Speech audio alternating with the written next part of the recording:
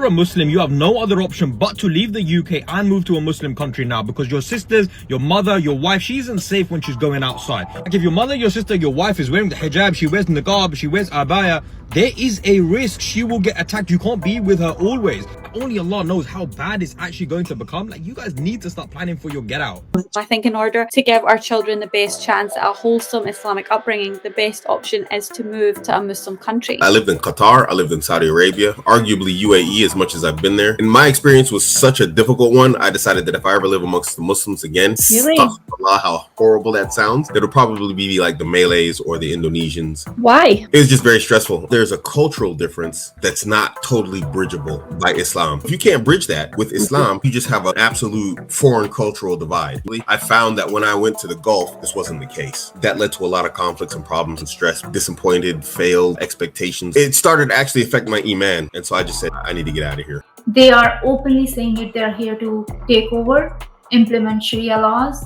They're, all the sincerities are not with the host countries. They hate them. What message do you want to give to the far-right people? The message I want to give to the far-right people is we're here to take over your country. You can't stop us. You can try, but we're here to uphold Sharia law, and yeah, that's it. And they want to change all these Darul Harb, non-Muslim countries, into Darul Islam, where Islam is the major religion. So it's basically an open war. Everybody always asks, why don't you go to the Emirates or to Qatar, to any of these other countries that seem to be practicing Islam? And that really misses the whole point. The whole HIJRAH conversation. I mean, I'm a convert. Like, I'm from this country. My family has been in the United States since 1905. I have a certain duty to this place. I think things are going downhill. It's time for me to jump ship. Then let's be honest. You are a citizen of no land. You belong to the airport. And when that country that you go to starts doing poorly, then you're going to pack your bags and go from there again. So you're going to live your life constantly from airport to airport, country to country. Don't be surprised if you have no roots. Don't be surprised if your children don't grow up with a firm grounding, because they never got to be anywhere for any length of time. Don't be surprised if you yourself feel like you don't belong, right? Yes, the land of Allah is vast and you can travel anywhere, but to be constantly traveling and to be constantly like an immigrant and not set down roots somewhere is not a great life. And I'm speaking as someone who has moved country myself. So at some point, it's good to say, this is my land, this is my home. And if things are going bad, then why don't I become part of the solution to try to help improve it? As opposed to, why don't I jump ship to find the next place where I can, benefit, and then jump ship from there and jump ship from there? How many times? Assalamu alaikum wa rahmatullahi wa barakatuhu, and welcome to the third episode in the Humanity Community Podcast. Today's session is one that we have already discussed in our private settings on Telegram. However, for the benefit of a wider audience, and also in relation to the latest events happening across the Western world, we will have a very specific discussion on the issue of the diaspora, the Muslim diaspora in the West, and also the prospects of HIJRAH.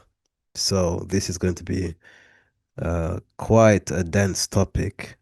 I have prepared a scheme so that we will be able to maximize our time together today, inshallah. I want us to review the issue of the Muslims in the West currently as things are, and how things may be in the next 10 years, but also the issue of HIJRAH and the potential to travel and to escape, the West, for want of a better term. There are 4 areas I want us to discuss today. First is the economics reality of the current world we live in, especially in the West, with the declining economy. So that's one thing, the economic dimensions of this entire thing, because at the essence, it's an economic crisis that's creating more pressure on the system and then really engendering xenophobia and populist narratives against minorities and migrants. It's first and foremost an economic crisis before anything else. So let's discuss that, inshallah. Then the social dimensions of this. There are increasing concerns about community cohesion, about the erosion of cultural identity, about the meaning of citizenship, there's a social component to this as well that is driving a lot of discussion and a lot of concern across the board. Then the political. Of course, the political dimensions of this, with the rise of the right-wing conservative Christian political base and certain narratives now that are becoming more mainstream than ever. There is a political edge that we should also discuss. And finally, contingencies. So what are the plans? What are the options available for the Muslim community in the West? So I want to first begin by saying that we have been here before. So the current situation for the Muslims in specific, but in broader terms, is essentially anyone who isn't Anglo-Saxon, white, European, anyone considered foreign, has had a bit of a hard time in recent months, ever since the presidential election of Donald Trump. There's been a huge impact when it comes to people being deported. The ICE raids in America, I'm sure everyone knows about what's happening in America. People being deported and being removed forcefully. That's also created a wave across the oceans where discussions and almost promises of mass deportation have become the ticket when it comes to political campaigns for 2029. So these are issues that are really concerning many people. The revocation of the rights to remain in Europe, for example, in the UK, these are things that are becoming more and more common talking points from politicians. And there is a real fear that in 4 years, 3 to 4 years from now, at the next electoral round, these may be policies that are set in motion. So potentially we may see something similar to what's happening in America. We may see it in England, we may see it in France, we may see it in Italy. And these are things that they concern us, honestly, for many reasons. Now, in the early 20th century, the African American community, who had just come out of slavery or captivity, forced captivity, had a similar dilemma. They had a similar dilemma in the community where they had to decide whether or not it was safer to remain in America and to try to make a living and a society for themselves in America, or whether or not it was better for them to leave America altogether as a community and to go back to the motherland, to go back to Africa and to set up a new community there.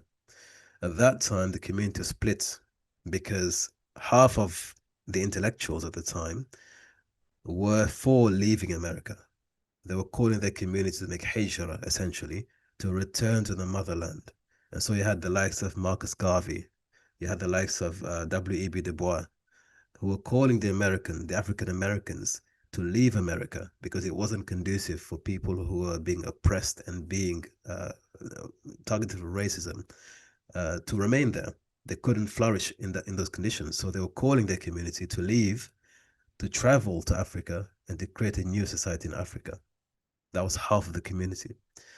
The other half of the community said, no, we've been here for so long. We have suffered for so many centuries. And now we have an opportunity to create our own communities, to actually to withdraw what we've put into the society through blood, sweat, and tears. We have to withdraw. We have to benefit as well from the society we've built.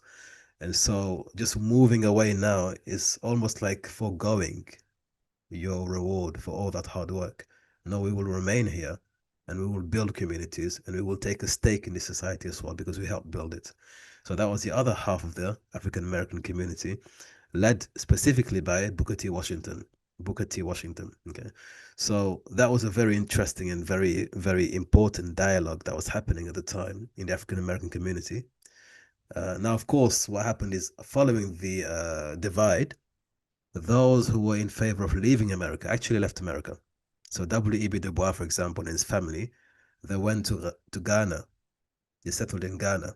And many African Americans went to Ghana. For example, Maya Angelou left and went to Ghana, for example. And many intellectuals left and went to Ghana. Others left and went to Egypt during the reign of Nasser. And so they made HIJRAH to Africa to create a new society for themselves there and to escape the oppression of the American white society. Others left and brought others with them. So Marcus Garvey, for example, he left and he created his own companies, his economic system, and he sought to bring people with him into Africa, but it failed eventually because of systematic reasons, and also they weren't prepared for such a major move. Okay, we could learn from these things. Then there were those who remained. So Booker T. Washington remained in America, and he began to build institutions, and he began to cultivate the people who remained there, giving them trade skills for the long-term success of his community. Now, of course, neither of the two movements worked long-term, because those who left for Africa never actually were accepted and never remained in Africa. Okay, they had to come back. So that project failed. They couldn't stay in Egypt, because as soon as Nasser died, Sadat came into power and he kicked them all out. So they had no stability and they were kicked out. In Ghana, the same thing. Okay, very few minority remained, and to this day there are still African Americans traveling to Ghana to try to get citizenship in Ghana. It's been a revival. I think 2020 was the year of return, for example.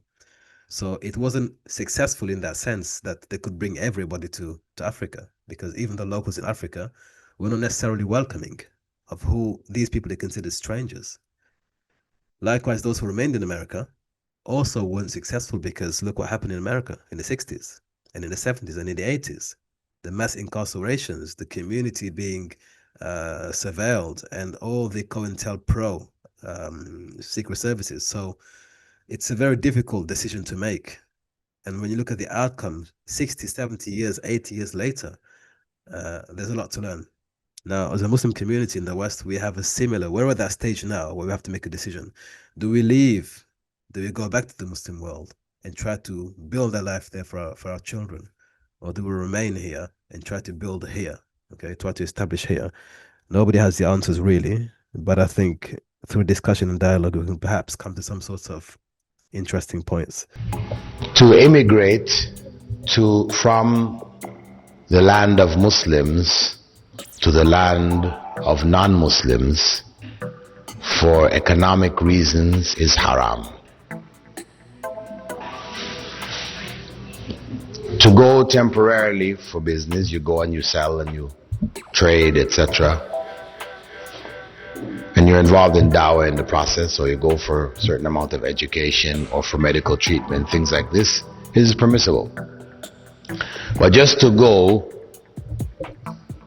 because life is better there, yarhamkallah, which is the common situation for many, unfortunately, many Muslims in the West. Today, they emigrated because they wanted to get a piece of that American pie, or the British pudding, or whatever. This really was a haram hijrah, and they're reaping today the results of that mistake. They're suffering, communities in these areas. So the first point is economic migration to the West. Economic migration to the West. Now, we know by following the news and seeing actual events on the ground, many Muslims who come to the West, especially in the last 3 to 4 years, are coming at great expense to their lives. They're coming at great expense to their own lives. They're crossing very dangerous terrains. They're going through illegal means to get to the West, in particular, Britain. And the primary reason is economic benefits. They are coming for economic benefits. Okay, the UK has very lax rulings in terms of accepting people. They also give a lot of benefits to people. So there is an economic incentive for people leaving what is known as the third world, predominantly Muslim world, and coming to the West. And we know it's a soft target. That's just a reality. It's a soft target. People come here for the benefits and for the social security. But the question is, are these people coming into the West, for example, as we want to leave the West, some of us want to leave the West, there are others coming into the West. What do they see in the West that they cannot receive in the Muslim world? What is it they see in the West, even at this late stage in the West's development, that they cannot realize or they cannot see in the Muslim world? Yeah? What are these things, and how is it that at a time when there are Muslims in the West saying we need to leave, there are literally hundreds of thousands of Muslims from the Muslim world saying we need to arrive, we need to arrive. Yeah? Are we perhaps missing something, us living in the West? Or is it that potentially those coming into the West don't really know what they're getting themselves into? Yeah? I would say to that, there's a bit of both. When it comes to the American dream, the Western perception of life in the West, they've done a very good job of marketing, a very good job of marketing themselves. And so quite often people will see now with like social media and they see a curated version of something and they chase it, you know, but the reality is very different from that. In fact, even today I was speaking with some people who have made that migration to here, and they were lamenting that they think it's an easy life. It's not. It's really not. Like one was this was an imam at my local masjid, and he was talking about how difficult it was. You just finished teaching madrasa, talking about how difficult it was to even teach children here, or to and like how easy it would be to get suspended or have your right to your job taken away from you by the accusation of someone else. The things that don't get mentioned or noticed, subhanAllah. And I was just going to say, I suppose it depends on the motivation of the person that's coming. So, you say economic migration, but I think if you have people, for example, escaping wars, it's I think it's more than economic migration. It's almost kind of life and death.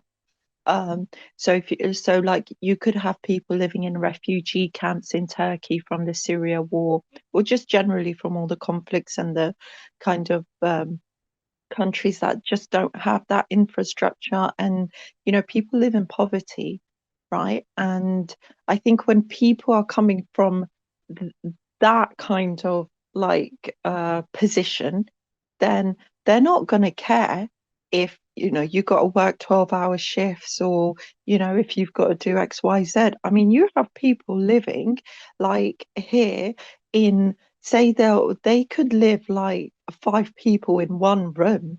They'll have mattresses on the floor, they'll be working like 20-hour days.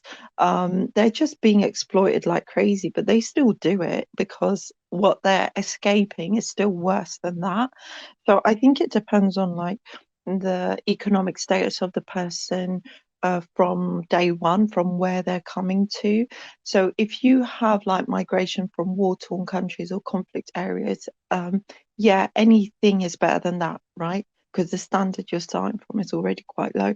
However, if you have economic migration from countries where maybe it's not as well off, but you can still live like a good or comfortable life, then I've noticed, like, I know, like, family friends, like one of my dad's friends, a South African man. He came from South Africa. He actually had quite a good job.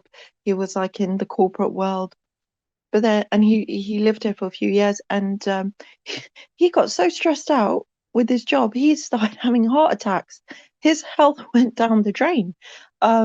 And because here the corporate world is like that, is just like crazy, like it's just hard work non-stop. So he said to my dad, I'm leaving, I'm going back to South Africa. Yeah, the money's good, like all of that, but he goes, oh, I'm gonna die. So like even if he goes back to South Africa, he still has a relatively good life, like quality of life. So I think that is really important. Also, in terms of hijrah, right?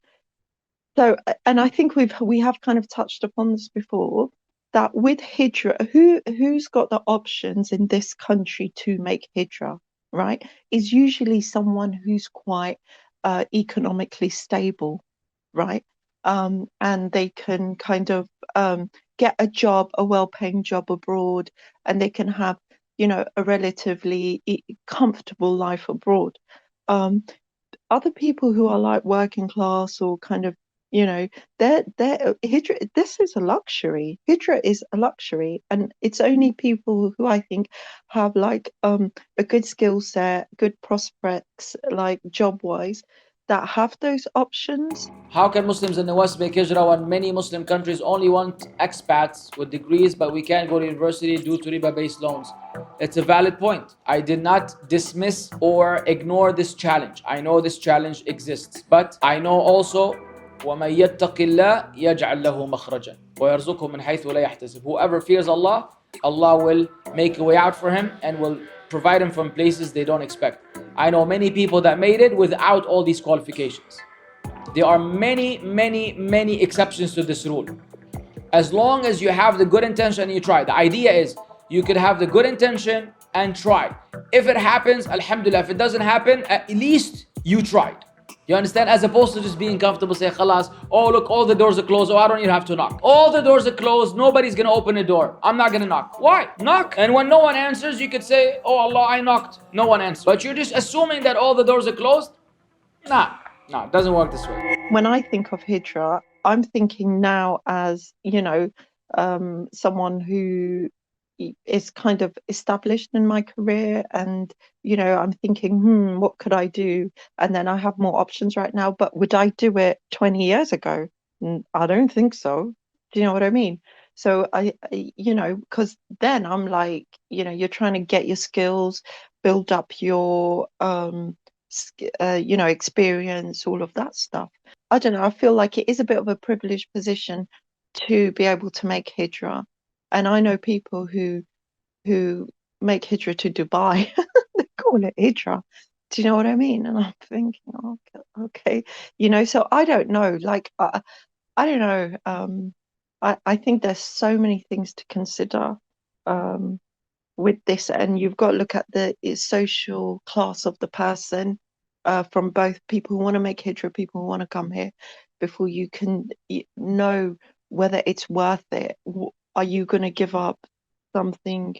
Are you giving up too much to go there, and then you're going to suffer, and then you're going to end up back here? Because we all know loads of people who have gone to hijrah and then they've come back because they can't handle not having Wi-Fi or air conditioning, or having things fixed when they're supposed to fix, because the builder's like, oh, bukra malesh, and it's just chilling with a cup of tea. Do you know what I mean? So I don't know. I think it's a lot to kind of. I don't think there's simple, straightforward answers. Is all I'm saying. Yeah. Okay, so what about what about the economic situation in the West generally, in particular in the UK?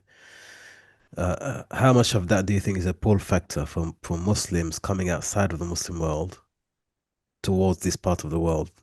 I think that's probably the primary reason. I think that's the main reason, because this is a first world nation, isn't it? And then it's like it's got a reputation that precedes itself as well. Like, people abroad do have this idea that the streets are paved with gold, and everyone's their relative. And the thing is, people who live here, when they go back home for holidays, they lie.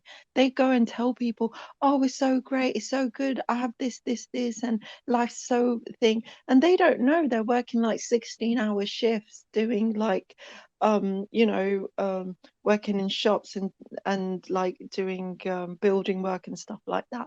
And so people over there think, oh my God, I heard that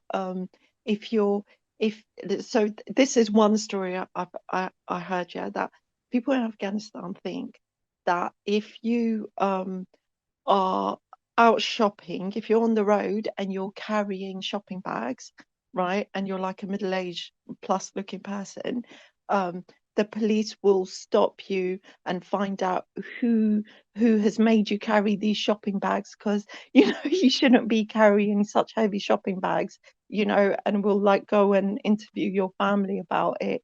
Like, this is the level of delusional stories that people go take over there. And then people believe it, and then they think they have this really kind of twisted notion of what it is like abroad. And then that's it. Once they have that ambition, and they go for it. And do you think, does anyone think that potentially also the social system, the social safety network, financially speaking, that you get a house. You know, these are the real stories. This part is real stories. You know, that you can just get accommodation. At this stage, you get five-star accommodation. You'll be given money. You'll be given lawyers. You'll be given translators. You'll be given healthcare benefits. These are things that are making headlines around the world. I could imagine would also be incentives for people to actually make the journey, because imagine arriving somewhere where you could be met with such lavish reception. It certainly would be a consideration for people to leave their land to come here for that reason. No, but you know, with this 5-star accommodation thing, right? That's not because they believe that you know, refugees are deserving of 5-star treatment. That's because the government has messed up the system in terms of immigration, and there's a whole big backlog with the Home Office in how they process it. So they don't have suitable accommodations. They haven't. There's this huge backlog, and so it's just, these are just emergency accommodations, right? And also, how great is that experience? We've got stories of demonstrations outside these hotels where, you know, the hotels are getting attacked, rocks are being thrown. My friend's husband works in security, right? His friend was also a security guard in one of these hotels. When these riots were happening, he got beaten up so bad he ended up in the intensive care unit, right? So this kind of, I think that's another false notion, that these refugees get this amazing treatment. Who wants to be living in a hotel?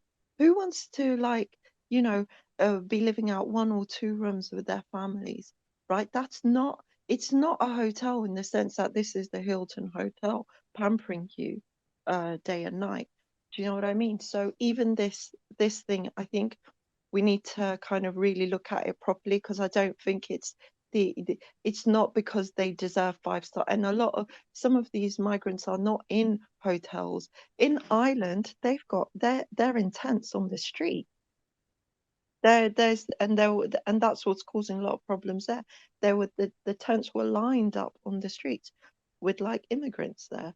So I don't believe they're getting the best treatment here, right? But obviously, like you said, the story is going to be spun that, oh, you know, you'll be in a hotel and blah blah blah in central London and all of that stuff.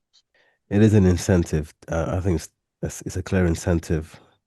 This is perhaps at the height of it, but for many years it has been a thing that people would hear that you get a free house in London. If you go to the UK, you'll get free child benefits, you'll get free healthcare, which is true. It's part of the system, isn't it? And these are things that, of course, would be a pull factor for anyone, quite frankly, to travel and to try to make it to the UK specifically, bypassing Greece, bypassing France, bypassing Italy, bypassing even sometimes Germany. The ultimate marker in Europe would be Britain. So it is a pull factor, and something that I think the scholars of Islam have said to us is a haram motivator for making hijrah. They've made it very clear. Making hijrah for the sake of just money, monetary gain and benefit, is completely haram in Islam. To immigrate from the land of Muslims to the land of non-Muslims for economic reasons is haram. To go temporarily for business, you go and you sell and you trade, etc., and you're involved in dawah in the process, or you go for a certain amount of education or for medical treatment, things like this is permissible. But just to go because life is better there, yarhamkallah, which is the common situation for many, unfortunately, many Muslims in the West. Today, they emigrated because they wanted to get a piece of that American pie, you know, or the British pudding, or whatever. This really was a haram hijrah. And these journeys people are taking and at great risk of their own life is un-Islamic. And I'll say that from somebody who comes from West Africa. We had an epidemic, and we still have an epidemic, of young men and women coming from Senegal, risking their lives on a very perilous journey in which they can be trafficked sometimes. They become slaves on the way through North Africa. Others die in transition, either by drowning in the oceans. They're dealing with gangmasters, they're dealing with criminals to get through the borders illegally. So the entire process is completely haram from an Islamic perspective. The objective itself is not a praiseworthy objective because they're not coming to the West in order to better their deen or to better their conditions as human beings. They're coming to the West, and to be very frank, for monetary gain. Right? So there is certainly a push factor and also a very strong pull factor to the West. Now, granted, the West has been preaching for many decades now that this is the bastion of freedom. This is where you get your full human rights. This is where civilization has reached its peak. This is where women are treated properly. This is where, the rest of the world gets its principles from and gets its direction from. So if you've marketed yourself and your lands this way for so many years, while at the same time destabilizing nations abroad through invasions, illegal invasions, through bombardments, through instigating civil wars and uprisings, then of course, when those houses have been shaken and stirred, the people fleeing that chaos are going to come to your house, which you've publicly announced to be the best potential place for anyone. So it makes sense. It all makes sense. But at the same time, there are certain things that have to be admitted. There are many countries in Africa that people can go to. So, for example, currently we have Sudan, the Sudanese crisis, which is the greatest and the most terrific humanitarian crisis in the century. It's already been announced. Millions of Sudanese in the northern region are moving to South Sudan. Okay, they move to South Sudan. Others are seeking to go to neighboring nations still within East Africa. And that is to say, Africa is very vast. There are many, many places to go to, but to travel across continents to make it to the UK, there are reasons that are not necessarily just for the sake of saving your life. There is a strong financial incentive. There are also various reports from Muslims I'm hearing myself of, and I remember once, I used to live in a certain part of London. And I remember during the Syrian crisis, there was a Syrian family that had been placed temporarily in my neighborhood, in the neighborhood I lived in. And some of the Muslim brothers came to know of this. So at the time I was in the committee, and when we heard there was this one family that had just been placed in the locality, a Syrian family, at the height of the civil war, I decided to organize something for the brothers. We'd come together every single day. We'd collect food from the restaurants, we would buy clothes, and we would deliver daily to this family. And I remember we got to the place where the address was given to us, and we went to meet the family. It was actually the father, and he had daughters with him. And we went to give him the food and everything else, and he wasn't pleased with it. He was a bit like, it's not up to stand, it's not up to scratch. And at this point, you have to ask yourself, what did you expect when you came to the West, actually? 5-star treatments. This is actually from the goodness of our heart. We're giving you this as a Muslim to another Muslim. But there was a sense of a bit of entitlement, to be very frank with you. And then I came to hear through direct connections that there were some, because what happened was when that community was brought to that part of London, some were given houses, outright houses. Others were given temporary accommodation in hotels. Others were given flats, so on and so forth. And these people had a WhatsApp group where they would exchange with one another the accommodation they received and the appliances in the house. And some of them were just complaining that it's not up to standards because, of course, Syria was, you could say, it was a first world in the Arab world. Okay, it's one of the, when it comes to sophistication and lifestyle, considered culturally one of the highest, and they held themselves to that high standard. So many of them being doctors, engineers, when they came to the UK, it was a step down actually to what they were used to back in Syria. So there was that shock, that awakening that actually, it's not necessarily what people have been telling us it was. We've seen something different. So there was a bit of I guess they were demotivated when they came to the UK. And I've heard many stories like this. Likewise, there are also stories of people who come from different parts of the Muslim world and they receive housing. Again, I can only speak for things that I know personally. In the 90s especially, there were many families who were receiving, you could basically say, townhouses in central London. Massive houses. These are Victorian age, townhouses, 5-6 bedrooms. And they were given these houses and they maintained those houses for many years, right? And they would then tell their relatives that this is what you get when you come to the UK. And so people will come to the UK and expect the same sort of treatment and the same sort of accommodation in the UK. This was at a time when it wasn't such a problem because there was enough housing, the finances were doing well. So there is certainly that sort of expectation when people make hijrah, specifically to the West, certain places in the West. But again, our scholars tell us it's not a valid reason. In fact, there are fatwa that it's haram to do that because you put yourself at great risk. When you get to the West, you may lose your iman, your children may lose their way, all for the sake of money. So we have to acknowledge that as well. What I would say, however, I've noticed this personally, it has a very damaging long-term impact on those who do come to the West that way. Because what happens is you come to the West, and the West, when I say the West, I'm being very specific to the UK. That's what I know of, and perhaps France as well. But the UK specifically, they have a low entry barrier. So the barrier to entry, let's imagine somebody leaving one of the 51 Muslim nations in the world and then deciding to make hijrah somewhere.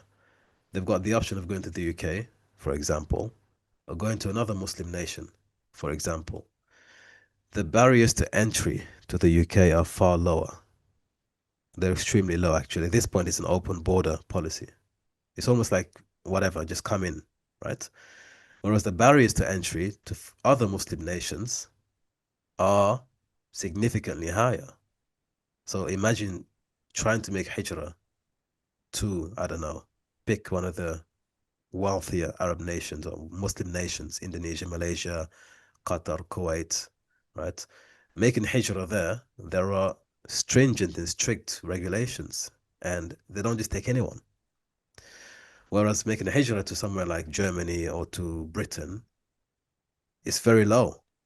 And so what happens is you have this effect whereby the entry to Europe is easy. The entry from the Muslim world into Europe is facilitated. It's easy to enter the UK. It's easy to enter Germany. It's easy to enter France and to remain there. Over time, what happens is because of the social security and the social benefits that are also granted in these nations, not everyone, but a large portion of these migrants become dependent on these systems. They become dependent on these systems. So when it is time to leave, or when the issue of leaving is mentioned, they're not trapped. Why are they trapped? Because to leave the West and to go back to the Muslim world, those barriers are still very high. So as you mentioned, not everybody can make the hijrah because there are barriers to entry into the Muslim world. And especially if you want to maintain the same lifestyle or better, you're looking at the GCC Gulf nations or maybe Malaysia, Indonesia, the wealthier nations, there are barriers to entry.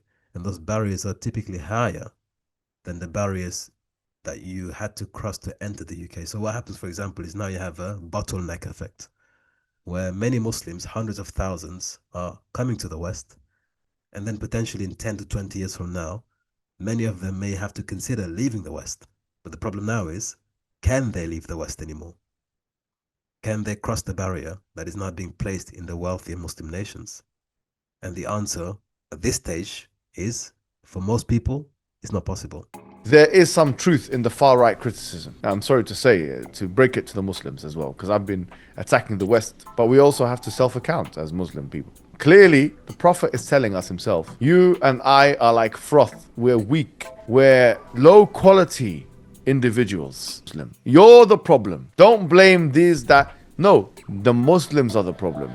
The Muslims are. Why? Because حب الدنيا وكراهة الموت. He gave us the reason. He said, because you love the world too much and you fear dying.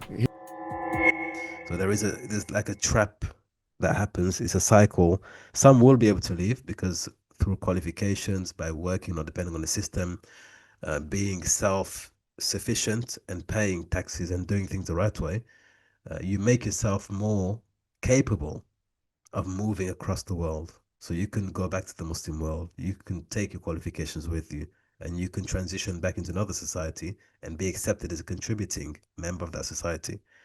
Whereas if you are dependent on the system in the West, you cannot do that because you're not a contributor to that society. And so that's where I think we are right now. When we talk of making hijrah as a community, the vast majority are incapable of that because the environment they've been used to living in for so long hasn't pushed them to that level whereby they can actually become self-sufficient.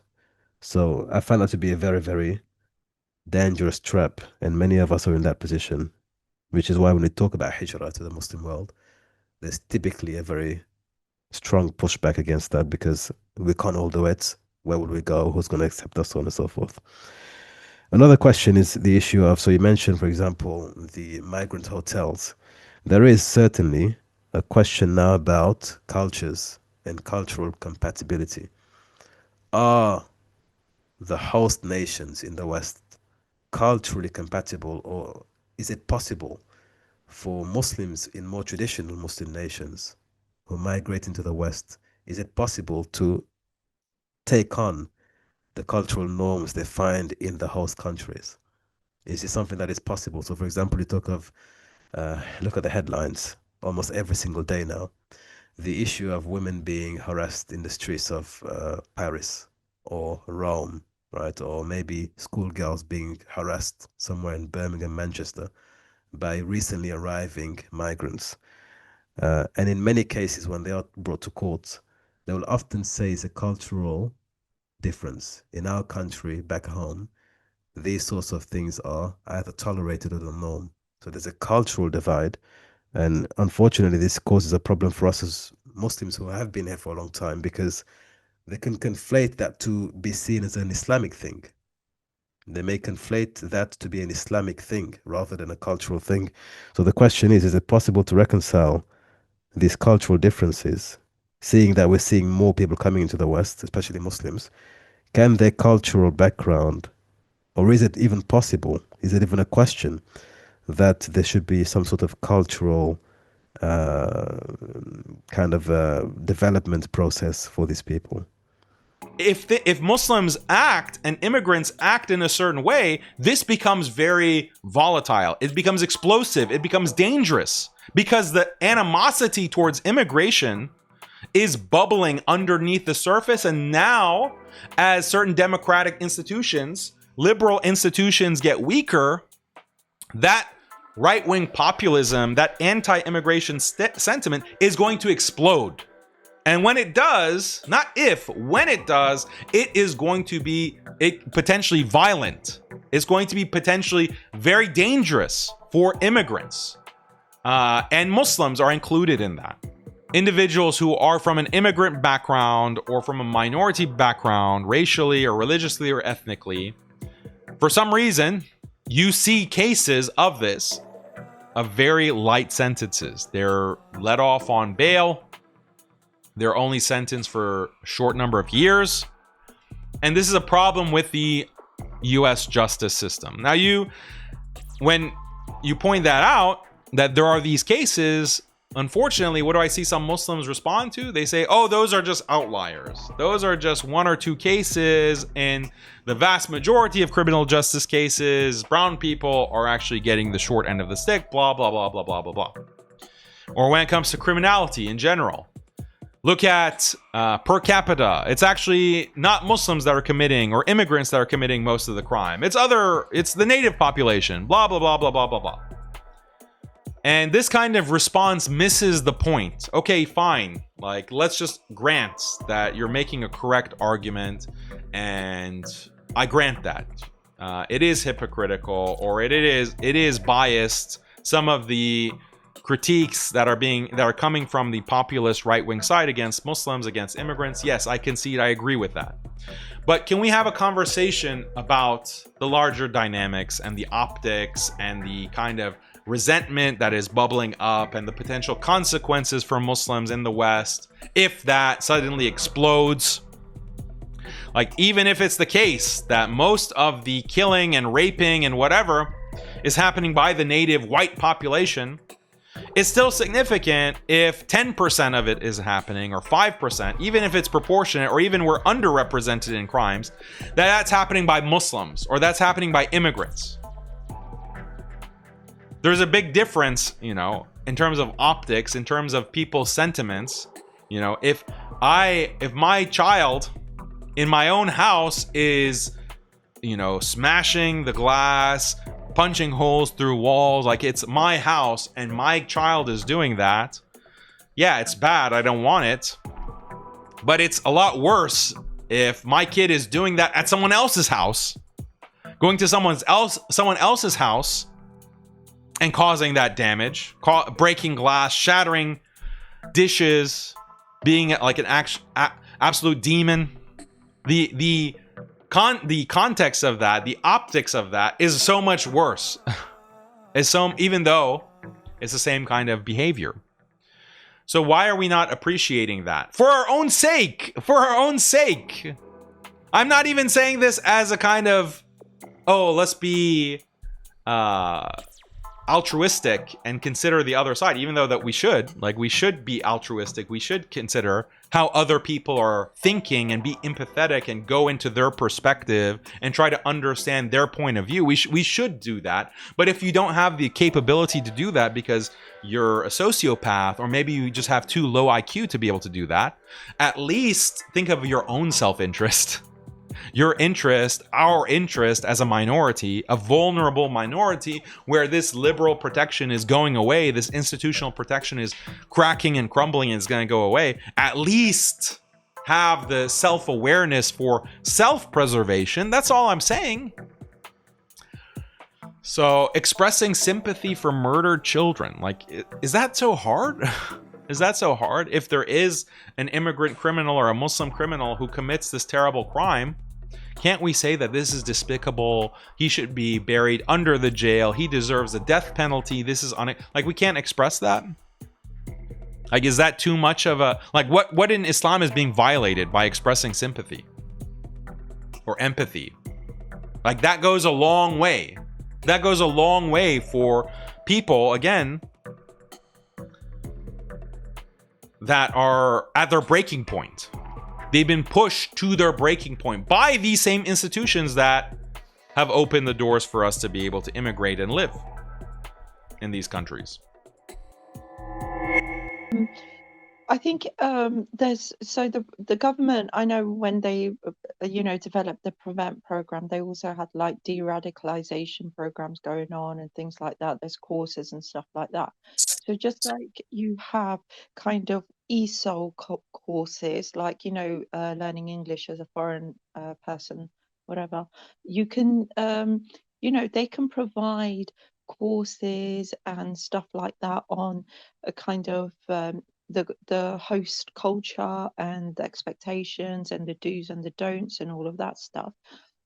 Also, I think we have to be really careful because harassing women on the street, right, by these men, they cannot blame it on the culture. Do you know what I mean? In the set, especially if they're coming from Eastern cultures, Muslim cultures, because in them countries, in Muslim countries, but men don't go around harassing women. Do you know what I mean? They don't do that, so they certainly can't blame their culture for doing it. If these are just like criminals and these are like, just nasty men, then they need to be arrested or deported. Do you know what I mean? If they're doing even worse things, like, sexual assaults and rapes and stuff like that. I know in the group chat, someone came up with a fantastic idea, right? Was that we should apply Sharia law for Muslims in this country, just for the Muslims, to deal with, anyone who wants to harass girls or groom them or sexually assault them. And I think all of us would be in support for men who do that to get like the full kind of punishments there are within the Sharia for that. So I think there's criminal behavior and there's, ignorance about culture. So we need to differentiate. But I think there are ways of kind of integrating people. And I know now some people might say, oh, well, we've got all these people coming in now. We're supposed to teach them about our culture as well. Do you know what I mean? And I can just see that happening, that, oh, they don't just want houses now, they want us to teach them. But you know what, this is where we need to step back 10 steps and look at the bigger picture and see how we came into this situation. Okay, so the UK government, right, is complicit in a genocide, right? They arm them, they fund them, they support them. Not just the UK government, but the Americans. A lot of these European nations, right? And they're open about that. They have no problems, saying that. They've also been complicit in conflicts. They've been, going to countries, destabilizing them. So you really have to think, right, okay, now what are the consequences of this? Okay, I've ruined all these countries, yeah? Is there going to be any consequences to this? Well, actually, if you live in reality, yeah, there are. And this is one of the consequences. You're going to have mass immigration of people who, are from a different culture and they're here. I don't know what you can do about it. They're here now. So what you can do? You can deport them straight away. You're going to put them in detention centers. Are you going to integrate them in the society? Make up your mind. But if you want to do like the most ethical thing, and what really and truly you should be doing is kind of like processing them properly through like a proper immigration system, and integrating them in society. Obviously that doesn't mean accepting criminal behavior, you know I don't mean that at all. Then the government, they do have a responsibility for that, because you can't go around setting the world on fire and then expecting nothing to happen at home. you know um so yeah, to answer your question, I think there are ways of integrating people into society. How, Yeah. how far do you think that should go then, in terms of, and again, we're talking as a Muslim community, as Muslims, how far do you think the government should implement, if there's a program or some sort of requirements? How far should that go? Should it only go up until, for example, learning the language of the land? Should it go beyond that? How far do you think, as the government being responsible for these things in the first place, but how far do you think, if there is a process of integration, how far should they go? And what do you consider to be acceptable as a Muslim? So, okay, so by integration, right, I mean like learning the customs and the culture of the people. So, like, as in, don't be, that doesn't mean taking on those customs and cultures yourself. So, as in, don't think because the girls are not fully covered that you can now go up to them and start touching them and start harassing them. As in, like here, women are not necessarily covered in summertime or whatever. That's just the cultural norm. So just to kind of be mindful of things like that, that not is not a green light for you to come and chat them up, basically. So I think I'm talking more like that, as in, day-to-day kind of things that they will see in their communities. The fact that women have the same freedoms as men, and they work and they can have children and work, and they can go to the pub in the evenings and you'll see them. Do you know what I mean? Those things, just to know what like day-to-day life is like here, what the cultural norms is, so they know what to kind of expect. But that doesn't mean that they then lose themselves and become like that, because really and true, if we're living like in a liberal democracy, so that pressure shouldn't even be there on anyone from the government anyway. But the whole thing is to just respect people, and get on with your life and do what you need to do, and obviously be a law-abiding citizen, and that's that. I'm not saying become assimilate to the point where you lose your own identity. You can still have your own identity. Alhamdulillah, in the UK, we can still have our own identity. I know the niqabis get a lot of harassment, but generally, if you have hijab, abaya, all of that, you're fine. Do you know what I mean? So you can get on with your life. Yeah, I think what the sister said in terms of, and also yourself said, that you set the world on fire and then you expect no consequence. Where are these people are going? Where are they going to go? And you're absolutely right in terms of the Syrians. They're, to put it mildly, they're very, very dignified people, and their lifestyle that they're used to before the uprising, was very lavish, and they would take they're people with a lot of pride. And same with, to be honest, same with Iraqis and same with Muslims in general. We're taught in our culture to be dignified, to be independent, to keep your respect, don't put your hand out, that kind of thing. And when you come to this country, it's very different, completely different society. But I do want to kind of touch on a couple of things in terms of so these situations where let's just call it back home. I don't like that term because I'm born and bred here, but people who come from abroad, because of the political situations that have been going on over the past, since the fall of the Khilafah, there has been, because of strife, because of lack of peace, there has been people have been disconnected with the centers of tarbiyah, whether that means that they would have to work, and I'm talking about, for example, possibly South Asia or maybe places in Africa where they would have to work to just take care of their family. They're working from day to day, hand to mouth.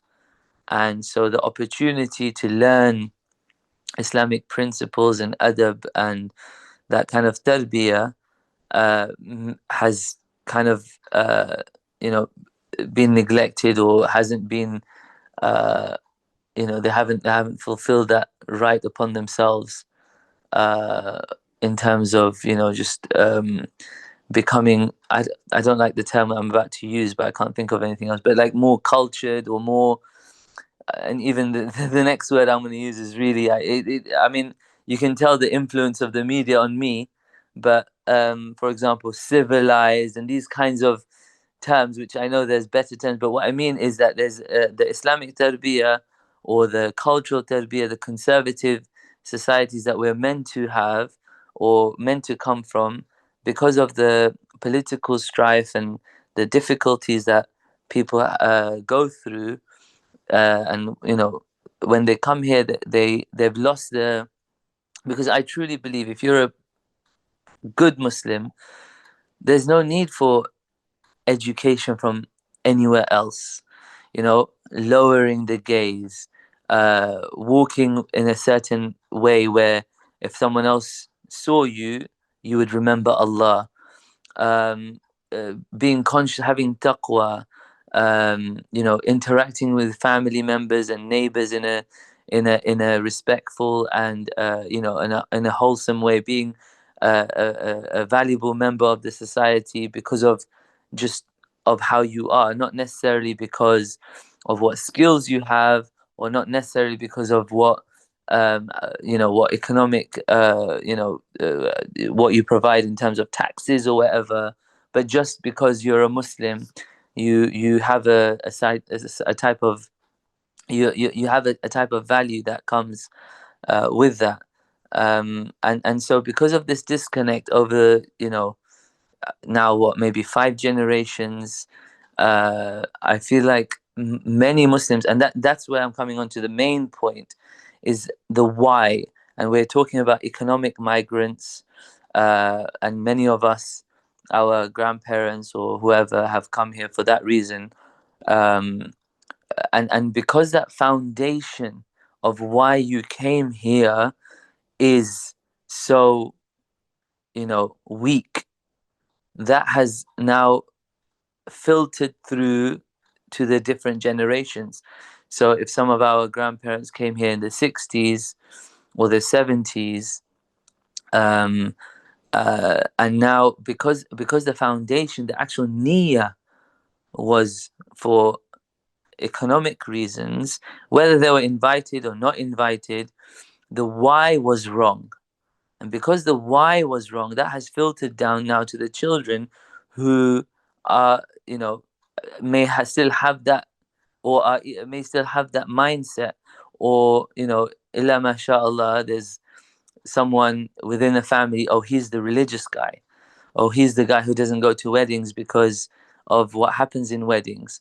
You have that one-off person in the family who suddenly had tawfiq and hidayah from Allah, and has decided to make a change, and has more places a lot more emphasis on scripture and revelation, and what has been what has now actively gone towards those centers of tarbiyah and taken from the centers of tarbiyah. Whereas the majority of society, or I'm talking about Muslims, maybe it's unfair that I'm blaming, the political difficulties and the lack of peace and security, but I feel that it's significant. And so the main thing that I want to highlight is the why was wrong. And because the why was wrong initially, that has now come through, where the importance of deen and tarbiyah and these kinds of things was always placed on the back burner. Just we say sometimes the Jum'ah Muslim, or the Ramadan Muslim, or just we'll go for Eid, these kinds of things, just call the imam for to do the wedding ceremony, and tell him thank you for your service, and khalas, that's the end of his role in day-to-day life. And because of that, and I'm talking about, many Muslims are in this situation. And what we need to and what we need to revive, and a lot of people, because of the media and because of now people scrutinizing Islam, which is their every right. Islamically, people should scrutinize us, and hence why we have a lot of things that we're talking about in other discussions. We should scrutinize each other, and we should allow other people to scrutinize us. There's nothing wrong with that. But because now we're being scrutinized, people are now, and now this is now talking about people now wanting to move out. Why are people doing hijrah, going out? That's my question. Are they doing hijrah because, and I'm going to use a horrible word, but and because the basis of, so I'm sorry, I'm just going to go back a bit.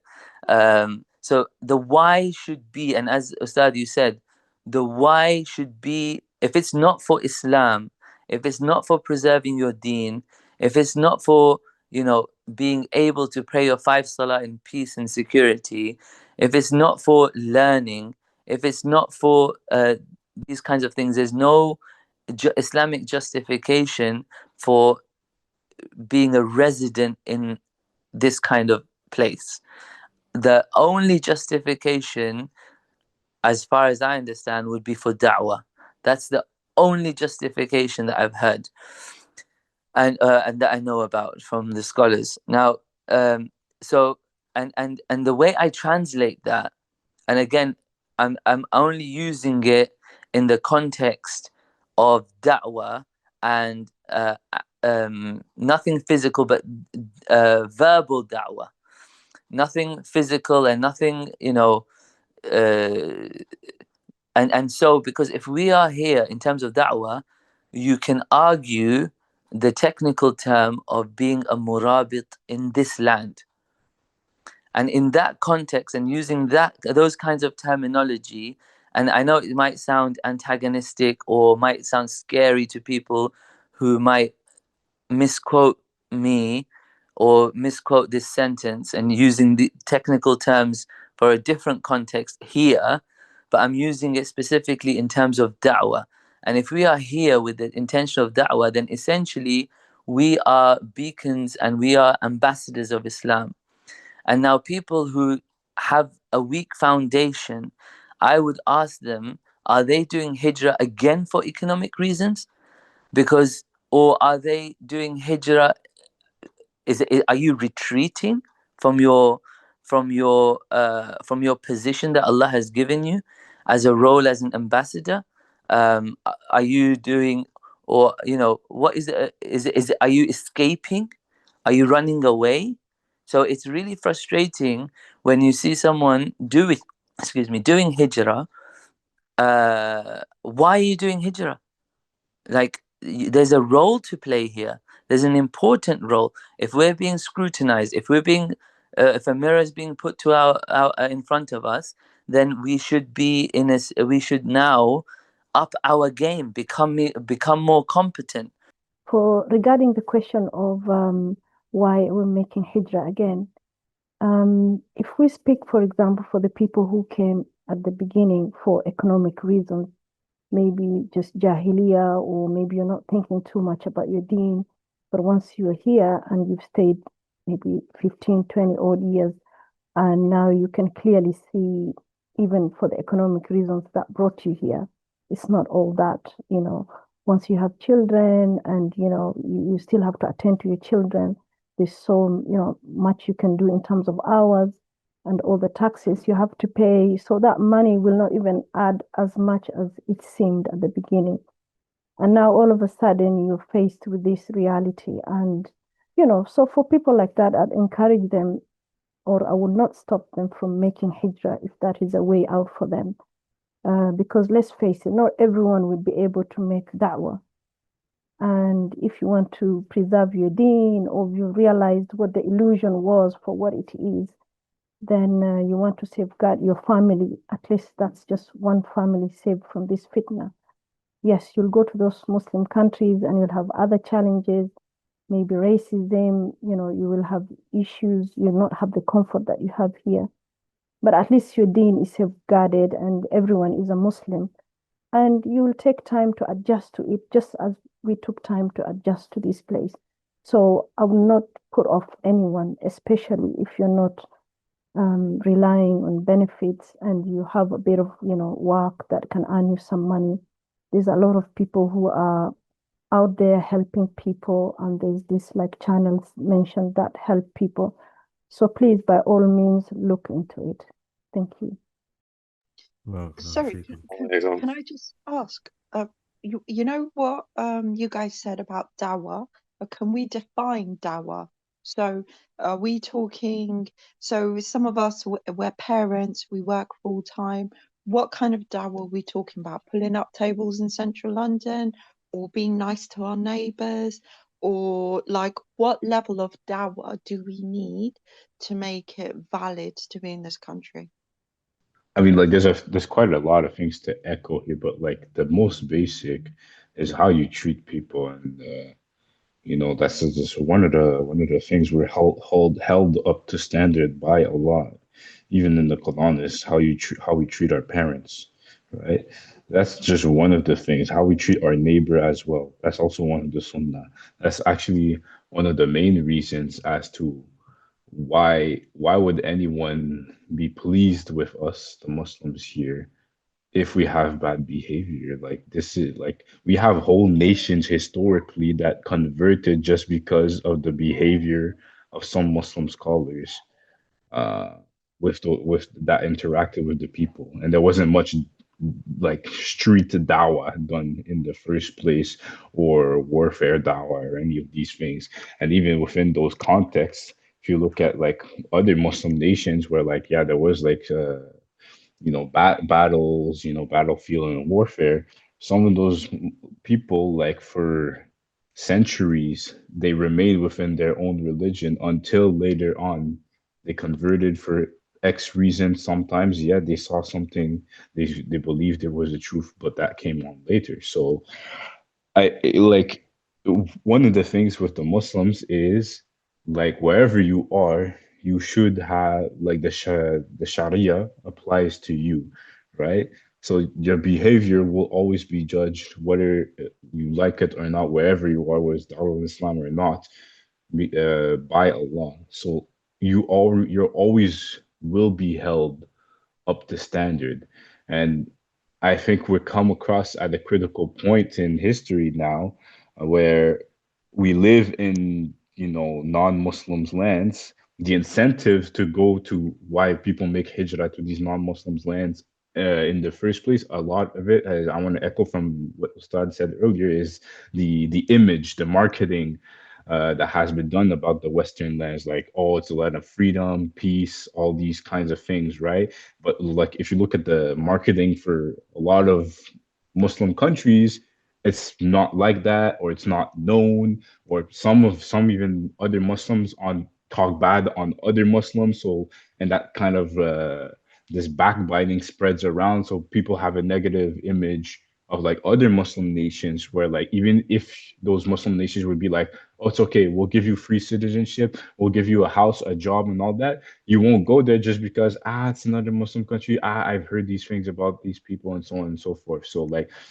this kind of like behavior in marketing, right? It affects our decision making. Like we know a lot of our most people make these kind of decisions based on a feeling they feel. But what I want to address is like if we're at a point where our behavior, like we said earlier, like okay, maybe we should make the Sharia only apply on Muslims when we're over here, right? Legally speaking, like the government should make it that. The government's not interested in doing that because that's not the government's culture. They don't like Sharia in the first place, right?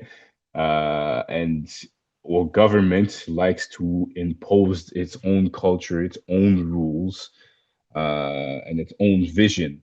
And one of the Western vision is oftentimes, or like not just the Western, any government, its vision is often enforced by its control of the family structure of its subjects. So naturally, it's not happy when okay, the Muslims want to apply the Sharia on themselves. Okay, Muslim hijabi or niqabi will be walking down the street. They're not gonna like that anyways, regardless of like if she's not disturbing anyone on the street. That's I mean, but that's one of the purposes of the hijab, right? Nobody can lie about that. They're still gonna be bothered by it because it's not their vision. So they're gonna tell her, like in France, take off your hijab.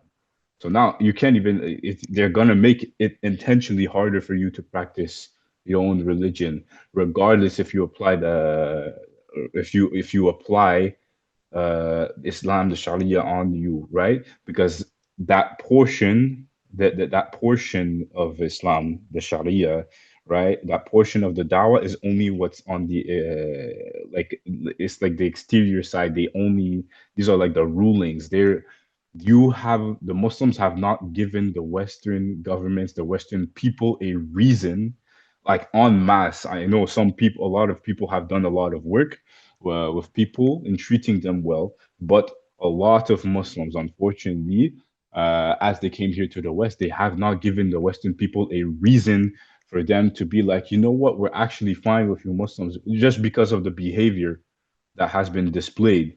And as a result, people all have a negative stigma. Obviously, like we have like sure media liars and whatnot, and people who control the media, but it goes beyond that. If you act like if you're talking bad about someone, right? It could be all slander and whatnot. And the king, if he's just, he doesn't have a reason to punish that person unless he actually finds that okay, you know what, this we investigated this person, turns out some of that behavior is actually true. Now we're getting into the problem, and this is exactly the state where we're at right now. I personally think, I don't think no Western government will be applying Sharia or anything. I think what could potentially happen if they wanted to, because the West is so powerful, military speaking, and they're the ones who are responsible for the destabilizing of the Muslim world. We could say that can just point their guns at them and say, "Look, if you don't take back the Western Muslims, we're gonna fire those weapons at you." And because the Muslim countries have no policy to take in immigrants, we know the GCC did not sign any of those agreements while the West signed those agreements, right? So they might turn their back on them and say, no, you know what? If you want peace in your land, if you want peace in your land, take back your Muslims, right? Even though those countries they don't have they don't see it as their responsibility to take care of the other Muslims in the first place and whatnot. So it's a whole lot of complicated situation. But you are right when you say, like, when we're here, as far as living in Muslim land, I think the essence of that dawah, the default is just how you are behaving with people. Are you establishing uh like the establishment of justice in the street? It was the removal from the harm from the people, if you see it, right? And calling people to good things. Oh, why you see somebody talking bad to his mother, a young bloke, why not talk to him, right? It's just like you shouldn't talk to your mother like that or something like that. It's very simple things. You're not going out in the street and necessarily, oh, your deity is false, all this. And even Allah and his messenger sallallahu alaihi wasallam tells us not to do that. Why? Because they're going to start insulting our religion as a result of us doing that. So people who have taken these methods of dawah, they clearly didn't understand anything. Are Muslim communities generally in the West model communities? Are Muslim communities in general in the West, are they model communities? Chinese Japanese are known to have very high test scores, for example, when it comes to academic achievement. They're always ranking very highly. The Jewish community as well is also in that category when it comes to socioeconomic performative indicators, followed by the Indian community. These are model communities when it comes to aspirational ambitions that even some of the Westerners would look to and think we want our children to be in that level of kind of attainment when it comes to academics and finances. Is the Muslim community in general a model community? Generally doing quite well, generally. Education wise, professional wise, a lot of doctors and engineers and lawyers, and we have this culture of getting into a profession. Family morals as well. Family morals, we adhere. We love. There's a lot of things that we do, but we don't shout out about it, and we don't make a big deal about it. And we are quite conservative, and we do try to, I think we have a lot to. I don't like the word, but to be proud of, or we can say that we've achieved a lot, especially after a couple of generations. I agree. Are we a model? I keep pressing. Are we a model? There's a lot of hesitation. Are we a No, model community? I would say that we are a model community. Okay. And again, speaking from firsthand experience, again, uncle who was not Muslim when I first became Muslim, and not only an uncle, like many family members, that's the first thing that they notice is like, yeah, you guys are very, very tight, very tight knit, help one each other out. They do point out all the positives. So I believe, speaking on behalf of the non-Muslim community, from firsthand experience, they do have a good regard for us. So I think we are a good model community. Okay. Hi again. Let me chime in again. So, because I'm a revert of about 20 years, right? And I live in the West. I grew up in the West, and I would say that Muslims they do make a model community in most places. So, for instance, in the UK, before I arrived to the UK, actually, when the Somalis were around, the reputation given to them in the beginning was that any place that they went to, they cleaned up their neighborhood, they cleaned up the neighborhood, right? But now, conversely, you'd also see, and I think this is like a social engineering thing, where if you look at the prison population, unfortunately, there are a lot of Muslims in these prisons in the West. But I believe that's more down to social engineering rather than actual um, organic means. Because even when you look at how Muslims are portrayed and how, for instance, like the far right for a while tried to align with Muslims, saying, "Oh, we have like the conservatives, for instance, in America, will say they have aligning values." Even if it's like a whole lot of hogwash, for it to even fly, there would need to be some validity in there. There is. I see anecdotally, like personally, and then on a grand scale, there are things for us as Muslims um, to be credited with in terms of our akhlaq, in terms of how we carry ourselves. And there is I believe there is actually an active smear against us, combined with a fear of the unknown. But when we do integrate, and I think that's probably the one from my perspective as a reader, I think that's the biggest drawback or the biggest criticism I had of Muslims that have emigrated to the West is that quite often they remain very insular, and they don't actually practice the dawah as they would. And I understand it. Like there's a fear of persecution that comes with that, and a fear of the unknown, and trying to find their feet and all that. How am I gonna start by like being like according to dawah? But then, as the sister was asking before, how do we define dawah? Personally, I would say even how you carry yourself as a Muslim, just generally how you carry yourself as a Muslim, is dawah, because we are looked at, we are observed.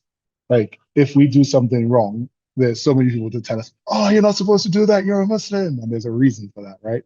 They know what our standards are supposed to be. They know that our standards are higher, and they treat us as such, you know. So I would say that we do have a good representation, though we do still at times let ourselves down.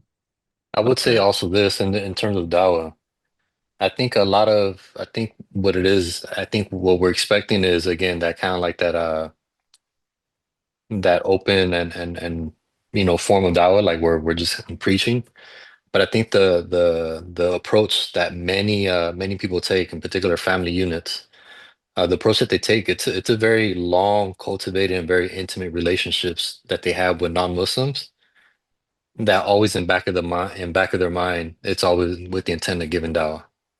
I've came across so many people like that. Oh, I got a coworker, mashallah, he has his fitra, or he's very close to the deen, and so this is always in back of their mind, playing in the back of their mind.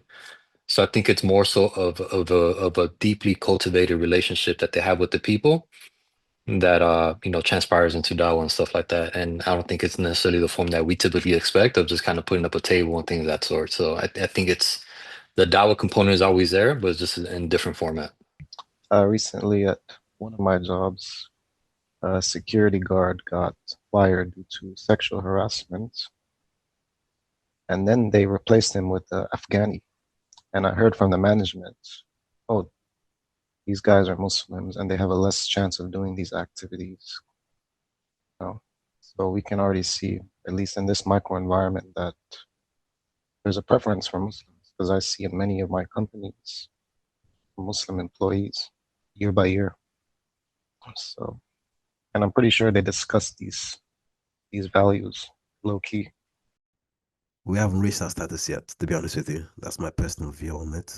And it has been observed by many people who came into the West from the Muslim world, even from the late 19th, early 20th century. The very famous Muhammad Abdu, when he came to France, to Paris, spent a bit of time in Paris, in the footsteps of Tahtawi, Sheikh Rifat Tahtawi. And he went back and he said, I went to the West and I saw Islam, but I didn't see Muslims. In other words, the system that he witnessed was one that was aligned to the principles of Islam. Then I went to the East, in other words, the Muslim world, and I saw Muslims but no Islam. So that was a very famous statement he made. And I would say we're missing the mark on many things. And the reason why we're missing the mark on many things is because, for example, in the West, you do find a certain level of autonomy that's granted to the people, right? So they'll give you, for example, self-checkout stores, where you are trusted to do the right thing. Now, not everyone does the right thing, we know, but generally speaking, there's a high trust environment in the West that they allow the citizens to self-regulate their behavior. Whereas in many Muslim countries, and this is why when people come from the Muslim countries, they would oftentimes go wild because they're not used to having so much freedom or being given so much responsibility to do the right thing every single time. And the reason why I say we failed is because we're not a model yet, is because when we do the job properly, it's evident.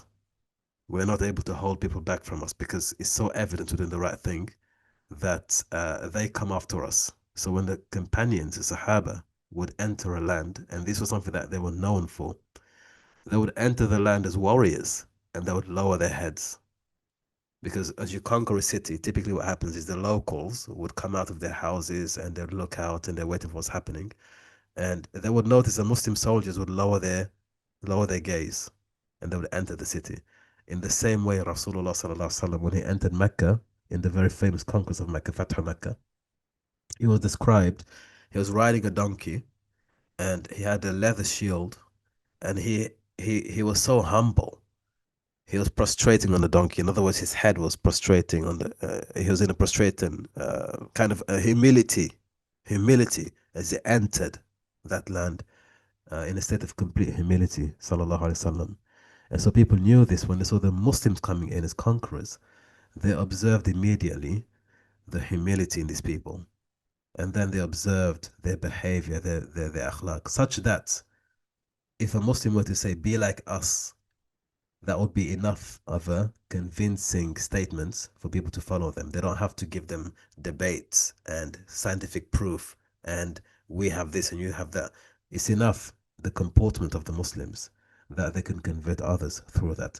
We are not at that level in the West. I'm sorry to say it. I'm going to shatter a few perceptions here. We're not at that level. Okay, if you look at the socioeconomic markers, especially in the UK, I don't know about the rest of but the UK, we are doing terribly.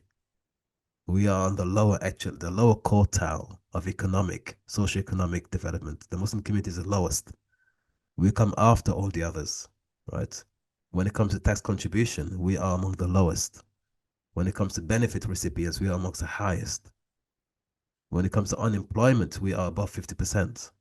When it comes to incarceration of children, a vast majority of them are in the system.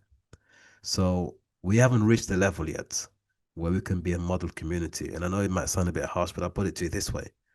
If the West today were to say all the Muslims who live in the West have to go back to the Muslim world, do you think the Muslim nations are going to be running to take us back?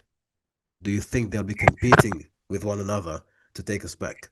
Do you think there'll be a genuine desire to absorb us into their communities?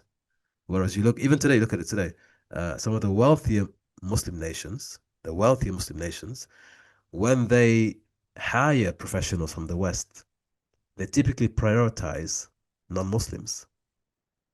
It's something that's been going on for many decades. In fact, during the Afghan Jihad, Sheikh Tamim, Adnan Tamimi, who was a recruiter for Sheikh Abdullah Al-Azzam, he would say this, that the Saudi guards, when they saw an American coming in, they would give them special treatments. And when they saw a fellow Muslim coming in from India, Pakistan, Bangladesh, they would give them a hard time, right? There is an element of inferiority complex. There is an element of that. But you can see it today when you talk of people leaving the West to go to the East. There are many Europeans going. They're going also to Dubai and Qatar and Kuwait, and they're finding jobs there. And one of the reasons why they have a higher social status in those Muslim lands is because of the perceived value. They are perceived as being a model community. They are perceived as being value adding. Generally speaking, there are many Muslims also going, but in general terms, those nations are more welcoming of them because they perceive more value coming from those people into those lands. At this moment right now, one of the reasons why it's difficult for us as a community, all of us, to make hijrah, is because of the fear that who will take us, quite frankly. Now, if we had done the job we're supposed to do, we should be among the most sought after communities globally. We wouldn't even just be the Muslim countries calling us back. Please come back, please come back. But even other non-Muslim nations should be competing to have Muslims enter their land. Please come to us. Please invest in us. Please come this direction. Allah says in the Quran, "Kuntum khayra ummatin ukhrijat linnas." There's no competition here. We're supposed to be the first and foremost. There's no maybe not, perhaps what it should be clear cut. You are the best. We haven't reached that level yet. And this is why we have problems in the West right now, where there are people who consider the Muslim community a burden, economically, socially, and in many other ways, even security-wise. We're considered a high-risk community. I'm being very honest with you here. When was the last time you heard of a Sikh suicide bomber or a Sikh terrorist attack? And the Sikhs, I choose this community specifically because they also have a grievance. Khalistan, they've got a long-lasting grievance in India. They want their own territory. So they have some militant kind of operations in India, and there are parts in London where this is a big thing. But you don't hear very often of Sikhs doing things in society, right? That would cause them to be, as a community, to be a high risk community. But you find across Europe, less so in America, but across Europe, this is something that we have unfortunately come to be categorized as a high risk community. And all of these things, of course, they build up to something. Ultimately speaking, the image and the da'wah that we're supposed to be carrying in this part of the world has been damaged by that. There is, unfortunately, a negative perception of Muslims, generally speaking, and you see it today. Today it's more pronounced than ever. So these are things I think we should be honest with ourselves. We should be very honest with ourselves, because if we want to improve as a community, we have to know which points we have to improve upon. Kind of. I think because in Europe, the Muslims are the first line of fire. In North America, they're not. You have other scapegoats before you reach the Muslims. That's why you feel it more over there. Because here, there's a lot of hate towards the Indians because they're working in IT a lot. And same thing in Canada. And you have a lot of racism against the Mexicans, the ICE, they're going after Latinos. But in Europe, the Muslims are generally the first line of fire for anything. So I think you have to factor that.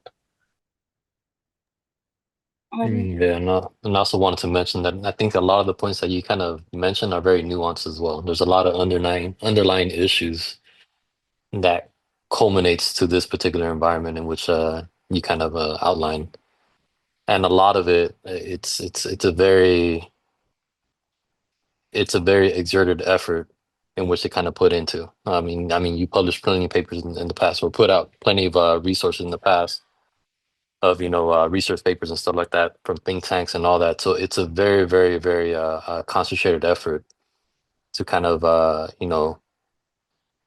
again bring about this particular environment which you kind of specified.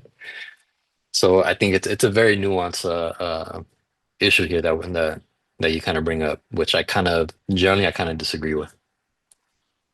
That's fine. I mean, I think there are points here that we have to agree and disagree upon, but I think we hold ourselves to a much higher standard. When we do that, we achieve a lot more. If you look at, for example, one of the questions that the Prophet ﷺ was asked when he was in Mecca, and it was one of the questions that the Jewish community had told Quraysh to ask Rasulullah to test his knowledge of the scriptures and of the previous nations. So they said to the Quraysh who went to Medina, at the time Yathrib, seeking counsel of the Jews, because this man claims to be a messenger of God. He claims to be receiving revelation from Gabriel. He claims to be the successor of the prophets of old. So tell us what we should ask him to test his knowledge. One of the questions that they told them to ask is, how did the Jewish community come to Egypt? How did they enter Egypt? What's the origin story of Jewish people in Egypt? That was one of the questions. So Surah Yusuf is revealed. And Surah Yusuf gives us the entire story. Until the end, Udkhul Misra insha'Allahu aminin. Enter Egypt peacefully, as people who are safe. Yusuf said to his parents and family, Udkhul Misra insha'Allahu aminin. That's the answer to the question. But the story that precedes that is very interesting. Because when we say, for example, that Muslims are oppressed in the West, Muslims are being considered second, third class citizens, they're in prisons. Well, let's look at the story of Sayyidina Yusuf. Sayyidina Yusuf enters Egypt involuntarily. He didn't come voluntarily, he was involuntarily trafficked into Egypt. And then he is involuntarily and unfairly accused of a heinous crime which he did not commit. He was completely free from that. So he's oppressed multiple times. Then he's put in jail. And in jail, he's involved in doing what? Teaching people. He's giving da'wah, even in jail. To the point where they gave him a nickname, As-Sadiq, the most truthful one. That's why when the man came back to him and said, Yusuf, Ayyuha Siddiq. That was his nickname in jail, the truthful, honest man. That's a character. Even though he was oppressed, he was trafficked against his will to enter that land, he was still a truthful man. And that nickname came to him, Ayyuha Siddiq Yusuf. When Sayyidina Yusuf came out, and the king, because the king called for him, when you are a value-adding member of society, you'll be sought after. No matter what situation you're in, you'll be sought after. Sayyidina Yusuf was called. He said, bring him to me. Atuni, bring him to me. When he entered the presence of the king, he didn't say to him, I am Yusuf, the son of Ishaq, the son of Yaqub, the son of Ishaq, the son of Ibrahim. I'm a prophet, I'm handsome. He didn't mention any of that. He didn't say, I've been oppressed, I've been trafficked, I've been put in jail involuntarily. He didn't say any of that. What did he say? He presented his skills and what he can give the society. He says, give me authority over the land, because I am inni hafidhun alim. I'm a very knowledgeable, somebody who takes accounts, an accountant basically. I have knowledge of this science. When you look at the tafsir, it mentions when he was in the house of Al-Aziz, the man who bought him into, who purchased him from the slave traders, that was the minister of finance. And Sayyidina Yusuf, he used to learn from him accounting and finance. So he acquired that skill while in captivity. So when he came to the king, he says to him, give me charge and control over this ministry. Inni hafidhun alim. I am qualified. He didn't lead with a sub story. He didn't victimize himself. He didn't talk about his family background. He just said, give me responsibility and I am capable. That was it. And he was given responsibility and he was capable, more than capable. So as a result of that, one man, his character, his competence, and his responsibility, that's how the Jews entered Egypt. That's how the Hebrews entered Egypt. Why? Because he was able to demonstrate that he was reliable. He's somebody who's trustworthy, and more importantly, he's able to benefit the society he lives in. So when that was apparent, the king took him in, and then he brought his family. When that family entered Egypt, they settled there, and over some generations, Banu Israel multiplied in number, and that's how they entered Egypt. That was the answer to Banu Israel. But the lesson here is what? Sayyidina Yusuf had every potential excuse to complain, right? And to have a grievance or to potentially victimize himself, but he didn't take any of that. Rather, he succumbed to these limitations, and Allah honored him. He also was able to give da'wah to the entire society. Not only through his character, but because of his actions, he was able to save those people from an economic crisis they were going through at the time. So this is what it means to be a model when you are in a non-Muslim land. He was working in the non-Muslim government, as he says, fi din al-malik, in the system of the king. This would not be allowed, but Sayyidina Yusuf, Allah says, we gave him a way out. So I understand there are economic factors, there are systematic struggles. Our kids are in jail, some of our young men are in jail, they've lost their way. It's not an excuse, is it? Because you're supposed to be an ambassador regardless.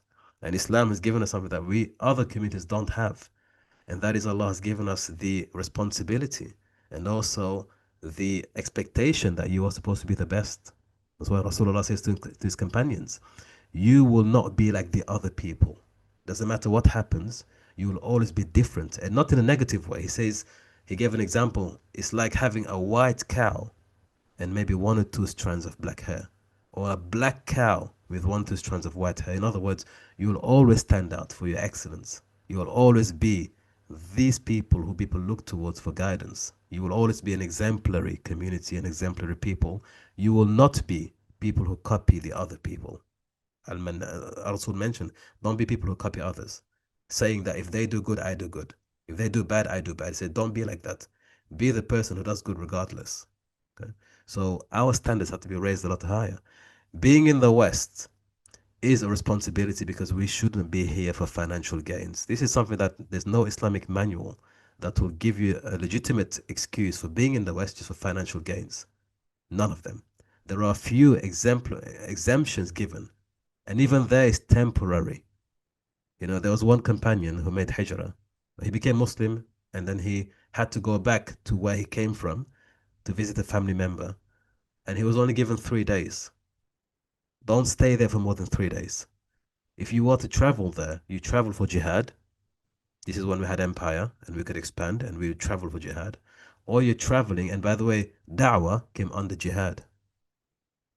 Da'wah wasn't giving leaflets, it came under jihad.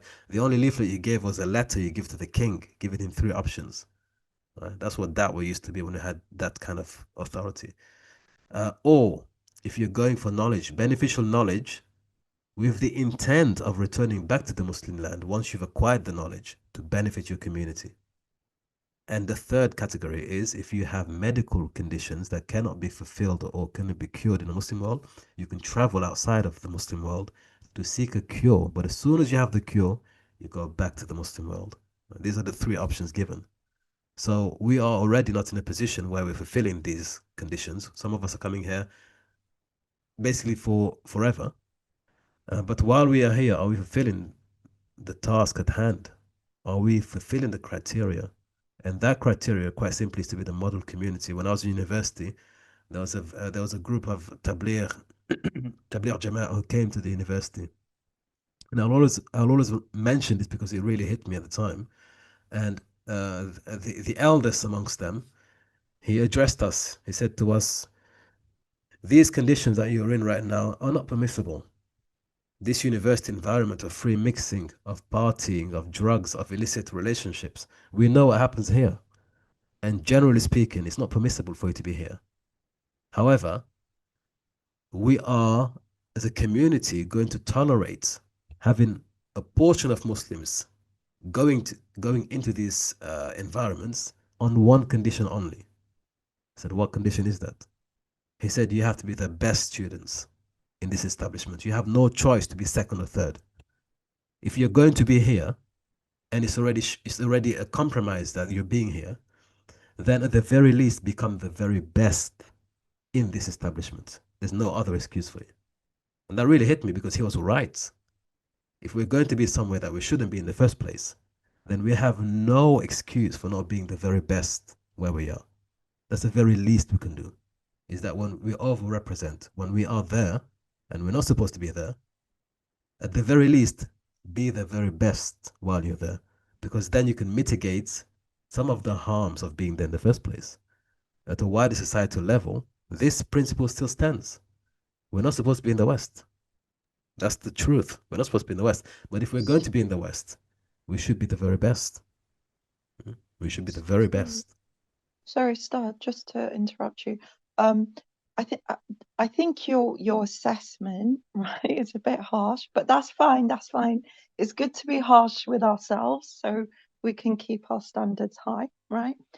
But the thing is, right, so when you're comparing migration to this country compared to like UAE and the standards they have. So when a lot of the migration happened to the UK in the 60s and the 70s, the UK, they weren't calling out for doctors and engineers and, you know, these kind of top jobs. They needed laborers. They needed people to come and rebuild the country. So that's why like a lot of migration was allowed, you know. With the UAE and stuff like that, they don't need that. So they've got that. So now they're tightening it a bit and being like, no, okay. So now if you want to benefit us, do X, Y, Z. So the same thing will happen with the UK. With the UK, they need the migrants. The NHS will completely collapse without them. Do you know what I mean? So on the one hand, and you've got to be careful what the media tell you, because obviously they need to, they need to demonize Muslims as much as possible to distract from actually what's really going on. But I'm a nurse. I've worked in the NHS. I don't at the moment. I'm in the private sector now. But we had managers from the NHS going to India, Philippines, all these countries, recruiting people and bringing them to the UK, right? If you watch any medical documentary on TV, right, I bet you, yeah, if I was betting, that you will find a lot of the senior positions as Muslims, the senior doctors, the specialists, all of the consultants, all of that, they're Muslims, right? So I think, also the other thing you need to, so I know a lot of people have said this, and it doesn't it doesn't sound good, but I can see the truth in it. I know, like, some of the people who are very critical of the Muslim community, they say, oh, well, the Muslims that came initially, they weren't the best of the bunch from back home, basically, right? So, okay, let's take that argument now. Yeah. So now we just have Muslims who were laborers, working class, like they weren't, kind of doctors and lawyers and whatever. But, okay, how do we judge them? I think the best way to judge them is to look at their children, right? Now, I know loads of people, I grew up in London, right? I know loads of people where the parents had very kind of working class jobs, weren't very skilled. Maybe the mum didn't even know English, but their children were becoming doctors and lawyers and solicitors and, all these other things. So I think sometimes the best way to judge it is to look at not necessarily the parents, but the children and their children. Have they now got more skills than their parents? Have they got better housing than their parents? If the answer is yes, in my subjective experience, it's always been a yes from where I grew up in London. I think that shows like a model community, like what you said. I think the statistics. Can I challenge you? Can I challenge Yeah. you? Okay. Yeah. First of all, you're perfectly right. Perfectly right. They do go and they seek, not in the only Muslim world, just generally. Philippines, Nigeria, there's also a huge medical stuff coming from Nigeria, India. They go and seek these people, right? Because those people have skills. And they can import those skills into the Western society, in the UK, for example, to support this really struggling system.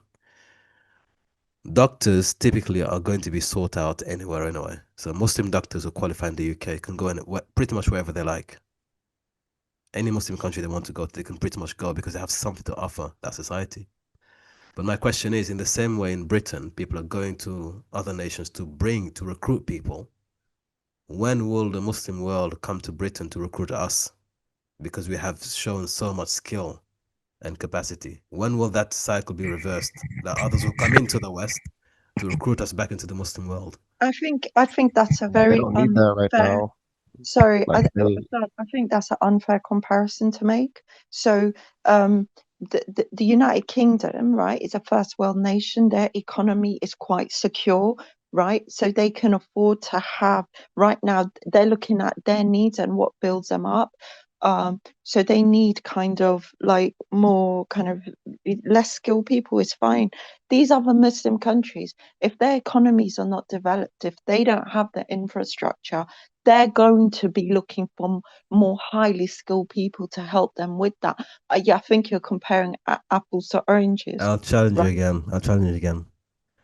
Recently, Saudi Arabia, MBS, the government is actively recruiting professionals from the West as part of the 2030, something that is an official program. They're offering 6 figures minimum. They're also offering free benefits, tax-free accommodation. It's been publicly announced. And they are targeting Western nations. So it's actually a very good comparison because parts of the Muslim world are growing. Economically, there is a lot of growth potential in the Muslim world. No, but I would say, even with Saudi Arabia, right? The reason they can do that is because they've already recruited people from Bangladesh, Pakistan, all of that, virtually on slave labor yes, type of standard. for you that know. exactly, yeah, So I don't. no, for that level, that's fine. I'm saying it's a good discussion we're having. I'm just saying Yeah. there is a Yeah. drive for recruitments. It is. The Muslim world is desperate for human capital. It is desperate for qualified human capital. This is across the Muslim world, especially the oil-rich nations. It's Yeah, true, but but there's a lot of strings but attached Muslims as are well, though. going there. I would say that there's a lot of strings attached as well, though. So a lot of these, so I know one particular brother, he just recently came from Saudi Arabia, in particular for that reason. And he's in tech. And that's exactly the case that you kind of hear throughout the Gulf countries, or the ones that have, you could say, the economic power right now to kind of do so, to kind of try to build their countries. And the caveat always is that if you do bring in an idea, you have to partner up with the national. So meaning that your efforts that you put in, they're not fully yours. It's a different system than what you had here in Western countries, where you come in, you establish it, and you reap the benefits all by on your own, or whoever put in the effort. Over there, it's a slightly different structure. It's now you're sharing your effort with someone that actually provides nothing except a passport or citizenship. That's all it is. That system is on its way out, and that's typically for business owners and investment property opportunities. I'm talking about just the working class, like the professional Well, class. that's the whole difference here too, then, right? So that's where exactly the difference between the West and, you could say, the other Muslim countries, or just kind of like the upper hand that the West has had. For example, the one thing that came to mind is oil refineries from the very beginning, right? All these Muslim countries, not even Muslim countries, just countries in general, either Latin America or the Middle East, they're the ones that had the resource, right? The actual oil, the natural resource, but they didn't have the capability to extract it. So they relied on Western countries or whatever, with the pro-West, to do so, to establish for them. And guess who reaped the benefit? The person who actually taught them how to do it, right? Was that knowledge ever transferred? No. Right. So now the problem that we see today, whatever, is exactly that, right? That we have this kind of like this disadvantage. And it kind of boils down to the very, very, very, very like Okay, basic let me things ask you. of it, right? Which Can is I ask you something, brother? Oil was discovered in Saudi in which decade, roughly? And this was what, in late The 1800s, 30, maybe? the 30s or the In the 20s. 30s. In the 30s. Yeah.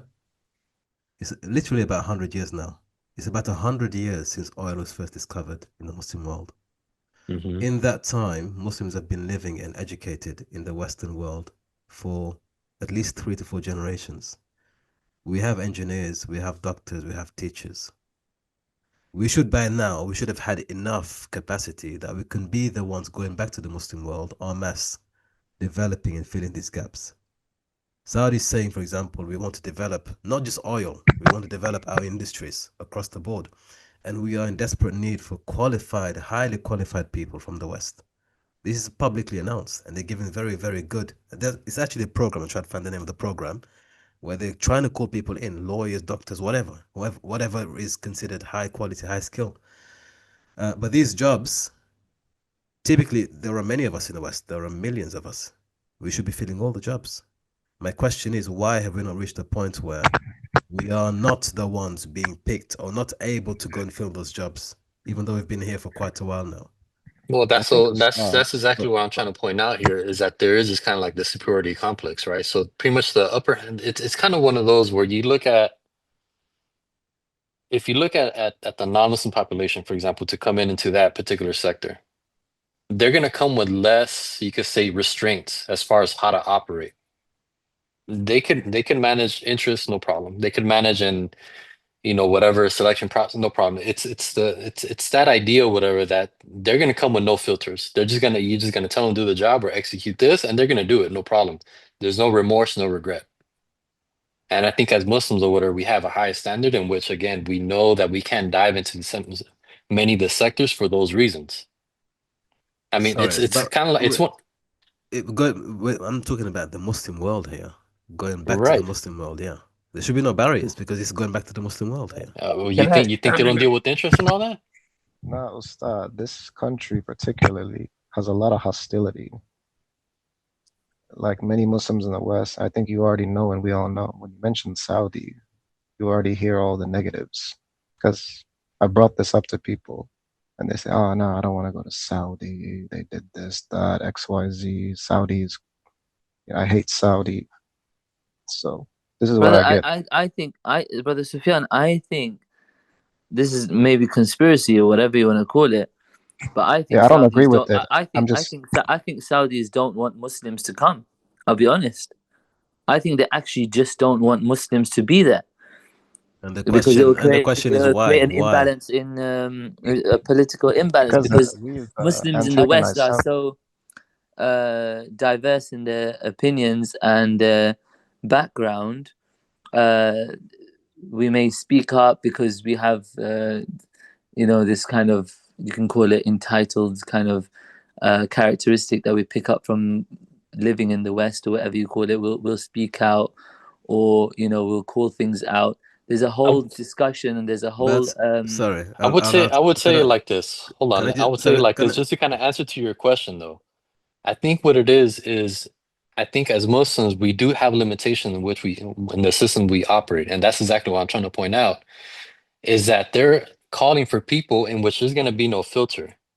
You could operate in whatever system you like. For example, if it's dealing with interest and stuff like that, and I'm talking within these Muslim countries. And I think that's exactly what it is. We're going to have less you could say willingness to engage in those kind of activities, and I think that's exactly the problem here. Sorry, I'm having a bit of hard time understanding. So we're able to operate in the West, but we're not able to operate in the Muslim world. Yes, that's true. That's my argument. I know a lot of teachers and doctors who have gone to Saudi, especially teachers, even have family, relatives, a lot of people. Don't we operate in the system already though? Like in the West, it's far worse here. I think the freedoms, I think the privilege and the freedoms that we have in this country, we wouldn't find it in any other country. Yeah, but in Saudi, you have all the welfare benefits and lower taxes. But they're not going to give you citizenship. Even if you go to Saudi, they're only going to have you for the time you can work. You're not going to have you can't build a home there. I know loads of nurses who went to Saudi, they made their money and they came back. They are not offering you a home. They're not offering you to come and be part of the community and build their society and all of that.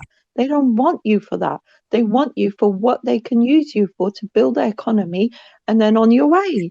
That's it. And that's no different from here, reason though. people aren't going to go there, unless they need money. It isn't. Here. And I agree what you're saying. It's no different from here. They want us for retirement taxes, like they want us here to pay taxes. But I think things for the benefits too, and to pay their retirement funds and pension funds. That's the only reason why we're here too. No, but at least you have some security. Well-developed Muslim country, that's 99%. You're not going to be a resident. Like, for example, my wife and her brother stayed born in Malaysia, but what does it say in the paper of birthday? They say the birth certificate, we do not recognize his kids. He can't stay here. That's why they have to leave Malaysia. Even me, I'm born in Thailand, and in my birth certificate, it said that we do not recognize his kids. Most of the Arab countries and Muslim countries do not accept mass immigration from anywhere in the world. You will go and live in without naming in UAE مثلا. طيب, you will go and live there. After some time they will become angry of you and they will kick you out. So you cannot live there permanently because you need to have the citizenship of that country now because of the international law setup. Are we asking 250 million Indian Muslims to leave India and to go to Saudi Arabia to work there because India is a Kafir country and Saudi Arabia is a Muslim country? Or are we going to ask them to go and to live in Egypt because Morsi is there? It is impossible to happen. And then we will ask 50 million Chinese, Muslim Chinese, and 25 or whatever Filipinos, and so on. So the setup now, the international setup, is different from the classical setup that we are used to. Muslim countries don't allow other Muslims into their countries. If you want to go, like if you're a Muslim who wants to make hijrah, and you want to go and be a second-class citizen in any of these Muslim countries, go ahead. You're not going to be given citizenship. You're not going to be given access to the same services and facilities or the same residential areas even that the natives of that country are entitled to. You're not going to be getting your papers unless you're very rich and you throw down like $250,000 or even more, $500,000 to actually buy your citizenship, even though you're a Muslim. These countries are very strict with immigration. Muslim countries taking care of themselves, like, let's be real. How are the Rohingya treated in wherever they migrate to as refugees? How are the Syrians treated? How have the Syrians been treated when they migrate to different countries in the Middle East or Turkey? How are the Muslim countries treating these refugees, Palestinians for that matter? We have seen the development of nations such as Saudi Arabia, Qatar, Kuwait, Indonesia, Malaysia. All of these now, actually, the living standard there is higher than many European nations. So we've seen the turn of the pendulum. The pendulum has swung the other way. And at a time when those of us who have been educated here, who have had the time and the ability and the opportunity to be here, we should find it extremely easy, and they should find it extremely compelling to invite us to live in their land, because we should be, as I said, a model community. It should be a lot easier for them to just bring the Muslims in the West, from the West, to live among us. Even if they don't give us citizenship, at least give us some sort of security. But we're not seeing that. We're not seeing that. So my question is, why are we not seeing that? If we're a model community in the West, then the rest of the Muslim nations should actually call us, should be begging for us to come there to help develop their nations, to fill those positions that they desperately want to be filled. We're not seeing that. I think this image of like being overtly, I think they're being too overtly as far as what the intent is or whatever. It's just for you to come and build and leave. Yeah, but isn't that? Whereas I think in the West, wasn't that a proposition after World War I and World War II? I mean, they only wanted laborers in the UK really to come and build. That was what they called us for initially, right? Yeah, true, but I think there was the additional. I think it was more covered in the sense that it's okay. You come in, you build, and you get to keep this portion, whether it's a house or whatever it is. So meaning that you get to build a home here. Whereas I think in these other countries, that's not being offered. So it's a different. Again, for example, in the U.S., that what they call that American dream with the white picket fence, that was a selling point. So it kind of makes you feel like, oh, okay, I got a place here where I can claim for myself. Whereas over there, you don't. Ustad, I mean, I don't know, because like what you're saying about these Muslim nations not chasing us down to give us jobs, right? I think the reason for that is because like the motivations like of a lot of these Muslim countries, they're not like Islamic governments, right? So their priority, they're not going to be looking at things from, oh, okay, we want to build a Muslim society, we're going to follow Sharia law. They're not looking at it like that. They're like looking at it from an economic perspective. And in that sense, they've got their pick of the bunch. They want the best, and they just want whoever comes to them. Exactly. Right? I agree with you. I agree with you 100%. That's why I said when Sayyidina Yusuf, alayhi salam, when the king said, bring him to me, it wasn't a question of bring me a prophet. He said, just bring him to me, because first of all, his CV was presented. He gave the answers. When Yusuf presented himself, alayhi salam, he didn't say, I am a prophet. I'm very knowledgeable in terms of the deen. That was part of it. That's what gave him that insight. But he presented his CV as somebody competent for the job. Competence was what led him to where he was in Egypt. Of course, Allah subhanahu wa ta'ala brought him there. But that's recognition, and the king recognized that and then brought him in. And as a result of that, The rest of his family came, and then that community grew out of that. The point I'm making is the Muslim world should be looking for us to come back to develop. Now, the fact that we are Muslims should be a bonus. It should be a bonus. It should be a bonus. Okay, they're also Muslim, but the primary focus, you've said it perfectly, is it should be economic. They should be thinking in terms of investing money in skill sets to enter our lands. Where do we go for the best people? Logically, it should be those among us who went to live in the West, who have now acquired those skills. We should go for them first and foremost, and they're also Muslim. Ustad, I think, but there's two things that are coming to my mind right now. I don't know how you're measuring the statistics of how many skilled Muslims have gone to the Muslim world. I know quite a lot. I mean, but obviously I'm just talking subjectively. Also, the other thing I would say, especially with the UAE, right? Because again, I know lots of people who've gone there, right? One of the downsides of going there as a Muslim, especially a non-white Muslim, is that you will get paid a lot less than your white counterpart. That is well known.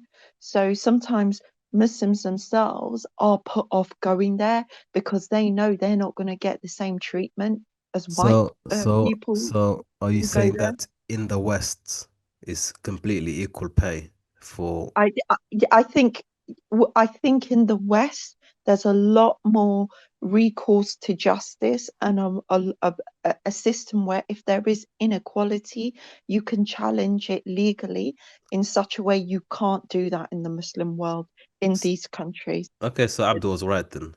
He was right when he said that I went to Okay, the yes, West. but can I tell you something about that as well now? So with that quote, right, I've heard it for so many years, I can't but do you know what I would say?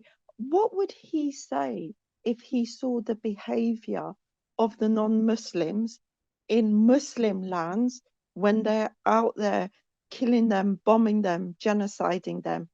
How would he describe that behavior, I wonder? Also, my other point with that is people in their own homes do not want trouble. Okay, nobody in their home, in their community, want any trouble. So in where they live, they want security, they want law, and they're going to keep the peace because now they're affected and their people are affected. So it only makes sense that within your own country, you're going to make sure that the police are on top of it, security services are on top of it, all of this, that, and the other. But they didn't really show that consideration when they were going around setting the world on fire. So I wonder what Muhammad Abdul would say about that, because everyone wants peace and security and safety in their own home. That's just a no-brainer. So I don't know. I would take that quote with a barrel of salt as well. That's just my opinion. Yeah, I mean, I just want to, it's not simple. Go ahead, brother Antonio. sorry, I just wanted to add this as well, is that as far as the labor, I guess the difference in labor between back in the 70s and even the 40s is different from the labor that you could say the Gulf countries are calling for today. So I think the sentiment, I would say psychologically, I think there's this small subconscious factor of the purpose as well, right? Like, what's So, the purpose? Because so they're calling for very specific industries. They're mainly calling for blockchain, AI, and things of that sort. So it's kind of one of those, even in today's time, or whatever, the just the common folk or whatever, it's a very unexplored territory, and a lot of it also kind of attribute a lot of, like, dystopian attributes to that particular sector as well. So the purpose and what you're doing, it's also lost as well to a certain extent. So again, I'll keep pressing the button. What have we been doing then? If we're not able to fulfill these roles, if this is the need of the time right now, and this is what is lucrative, and this is what the Muslim world is calling out for. I think the first ministry of AI was in Qatar or Dubai, one of these countries. The first people to have a minister for AI. If these are the sorts of requirements that these developing and thriving nations are calling for, and we need to make hijrah somewhere, then what's missing? I mean, it should be quite straightforward. The Muslims are Well, there, qualified. I think that's what I'm trying to point out, is that I think what's missing is the I guess the approaching it from an ethical point of view. We're And I stuck. think it's So we're yeah, I stuck think in. it's a So we're stuck in the West. Then are we stuck in the West? From what I'm hearing. no, I wouldn't say that we're stuck in the West. Is I think we need to kind of like there's a lot more you could say countries that are offered or you could say available than just these particular Gulf countries. And I think that's what it is, or what it's kind of like broadening the horizon and stuff like that, and kind of Is looking living in the at West ethical? it's not. Like, is what we're doing here ethical too? It's We're not. not It's not. benefiting a lot either. What's wrong with the Middle East trying to make these developments, but it's okay for us to, because a lot of people work in tech here in the West. Well, that's the whole These reason same why people people are trying to leave, though, complain. right? Yeah, but these same people complain when Saudi does tech or the UAE does it. Well, I think this is what I was going to try to point out earlier as well with this whole idea of as far as like the nuances or whatever is that it's a very well refined system in which we're kind of living in which we have no control over, no influence over. That's the problem. And there is a problem. Yep. There is a problem. If we genuinely don't have control and influence, and we're supposed to be the vanguards, we're supposed to be the leading, we're supposed to be the exemplary community, there is a problem. That's the problem. And that is why when we talk of hijrah, our options are quite limited actually. And it's not something that can be applied at a communal level because most of us won't be able to make that move. We're not ready for that move. That's just the reality of it. Well, here's my proposition to this as well, right? And this is one thing that I've been kind of like thinking about a lot recently, is that exactly like you mentioned, I think we were kind of limiting ourselves in what we could actually bring, right? And I think right now the shift that has the you could say the economic or you could say the gross domestic product, right? The product that each country produces is changing a lot. It's kind of spreading out now, mainly because we know one particular country is kind of exiting out from this particular lower end aspect. And then on top of that too is the industrial revolution aspect to it as well, where machinery and all that is more ready to available. So there is products or whatever that we consume on a day-to-day basis that could now be manufactured on a very small scale. So it's kind of like why we're not thinking about these these particular consumer goods, mainly because it's not popular. But it's still business. I mean, it's still people are still going to consume it. There's still opportunity there, and it could still be very lucrative as well. It's just I think we're just kind of missing those particular things. For example, just look at clothing. Everybody uses clothing, production of food. Everybody eats. All these different things or whatever. We don't really think about getting into production or the commercial aspect of these particular industries, mainly because it's just not catchy, mainly because it doesn't have AI behind it. So I think that's what it is. It's kind of like mind shift or whatever. Is that we're kind of pigeonholing ourselves to kind of think in a very very specific track, and that's kind of like being dread fed. You know, it's kind of one of those. I think we're being fed these particular ideas, and we're not really taking hand of it ourselves, right? Like really kind of taking our own ideas into our own hands. And so I think that's if you kind of look at these different industries or whatever, there's plenty of opportunity no matter where you go, no matter where you go. And I think many people could benefit from it as well. And I don't think it's a large barrier entry to it either, because a lot of these AIs and stuff like that, you're looking at, you know, it's all about VCs. That's all it is. It's all about venture capitalists or whatever funding you for this project and you building out your army. It's very corporatized. It's a very very corporate mentality. But there is a lot of money from the Muslim world being invested in this. It's actually a golden opportunity right now. If as a community we're ready for it, it's a golden opportunity to It is, actually make a lot of it money is, and also make hijrah. but what model are we following though, as far as economic wise? That But model is modeled after the capitalistic model. But we are in the we're in the belly of the capitalistic. We're actually in the heartland of the capitalistic world. We are.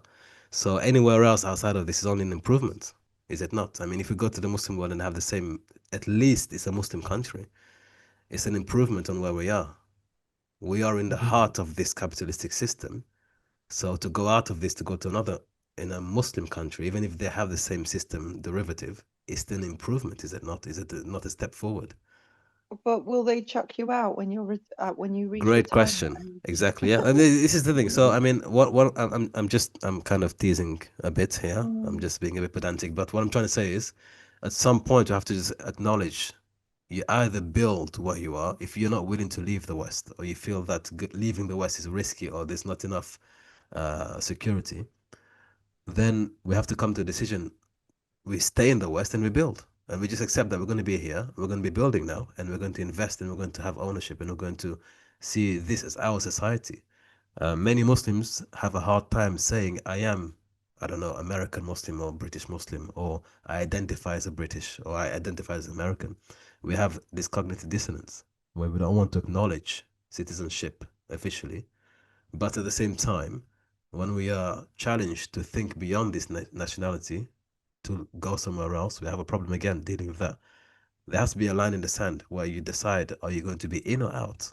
Because in the coming 4 to 5 years, that's going to be a very difficult realization. We're going to be pushed to that limit where we have to make a decision. Are we going to stay here and then assume whatever they tell us to have to assume from now on, the identity, whatever, to actually accept it?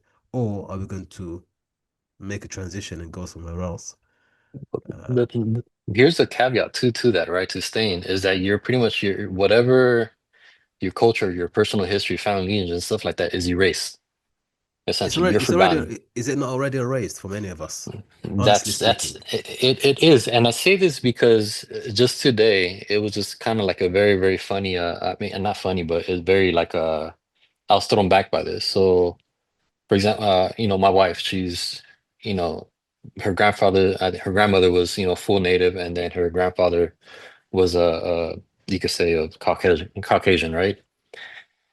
She was able to trace her European, I guess her Caucasian side of her lineage, and is well documented, right? But then when it came to the aspect that involves her grandmother, who's a Native American, and again, mind you, Native American, is completely erased.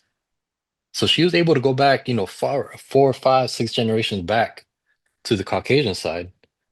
But even the most recent one of the Native American is completely disappeared from the records. So it's one of those where you kind of see, we kind of, scratch our head of like, is this kind of done on purpose? Where like, it's just because that, that grandfather stepped out of the you could say the race or the lineage and stuff like that, his history got erased. So it's one of those that you kind of see over and over and over. It's kind of like, it's his dominance, where I think a generation from now, even if we do make a huge impact, you're going to be forgotten. You're going to be erased from the books. And I think that in itself, or whatever, really affects the psyche of next generations to come. Everybody can't leave. Everyone can't have a simple, peachy, comfortable life living in Kuwait or Dubai or Saudi, working, teaching English, sending their children to the tahfidh, driving a big SUV, making tax-free money, making the hijrah, whatever. Everyone can't do that. And everyone shouldn't do that. Some people have to stay in Belgium or New York City or UK, wherever you're from, and give dawah and teach. At least don't think that there is a utopia in other parts of the world. Everything is perfect. We just came back from Malaysia.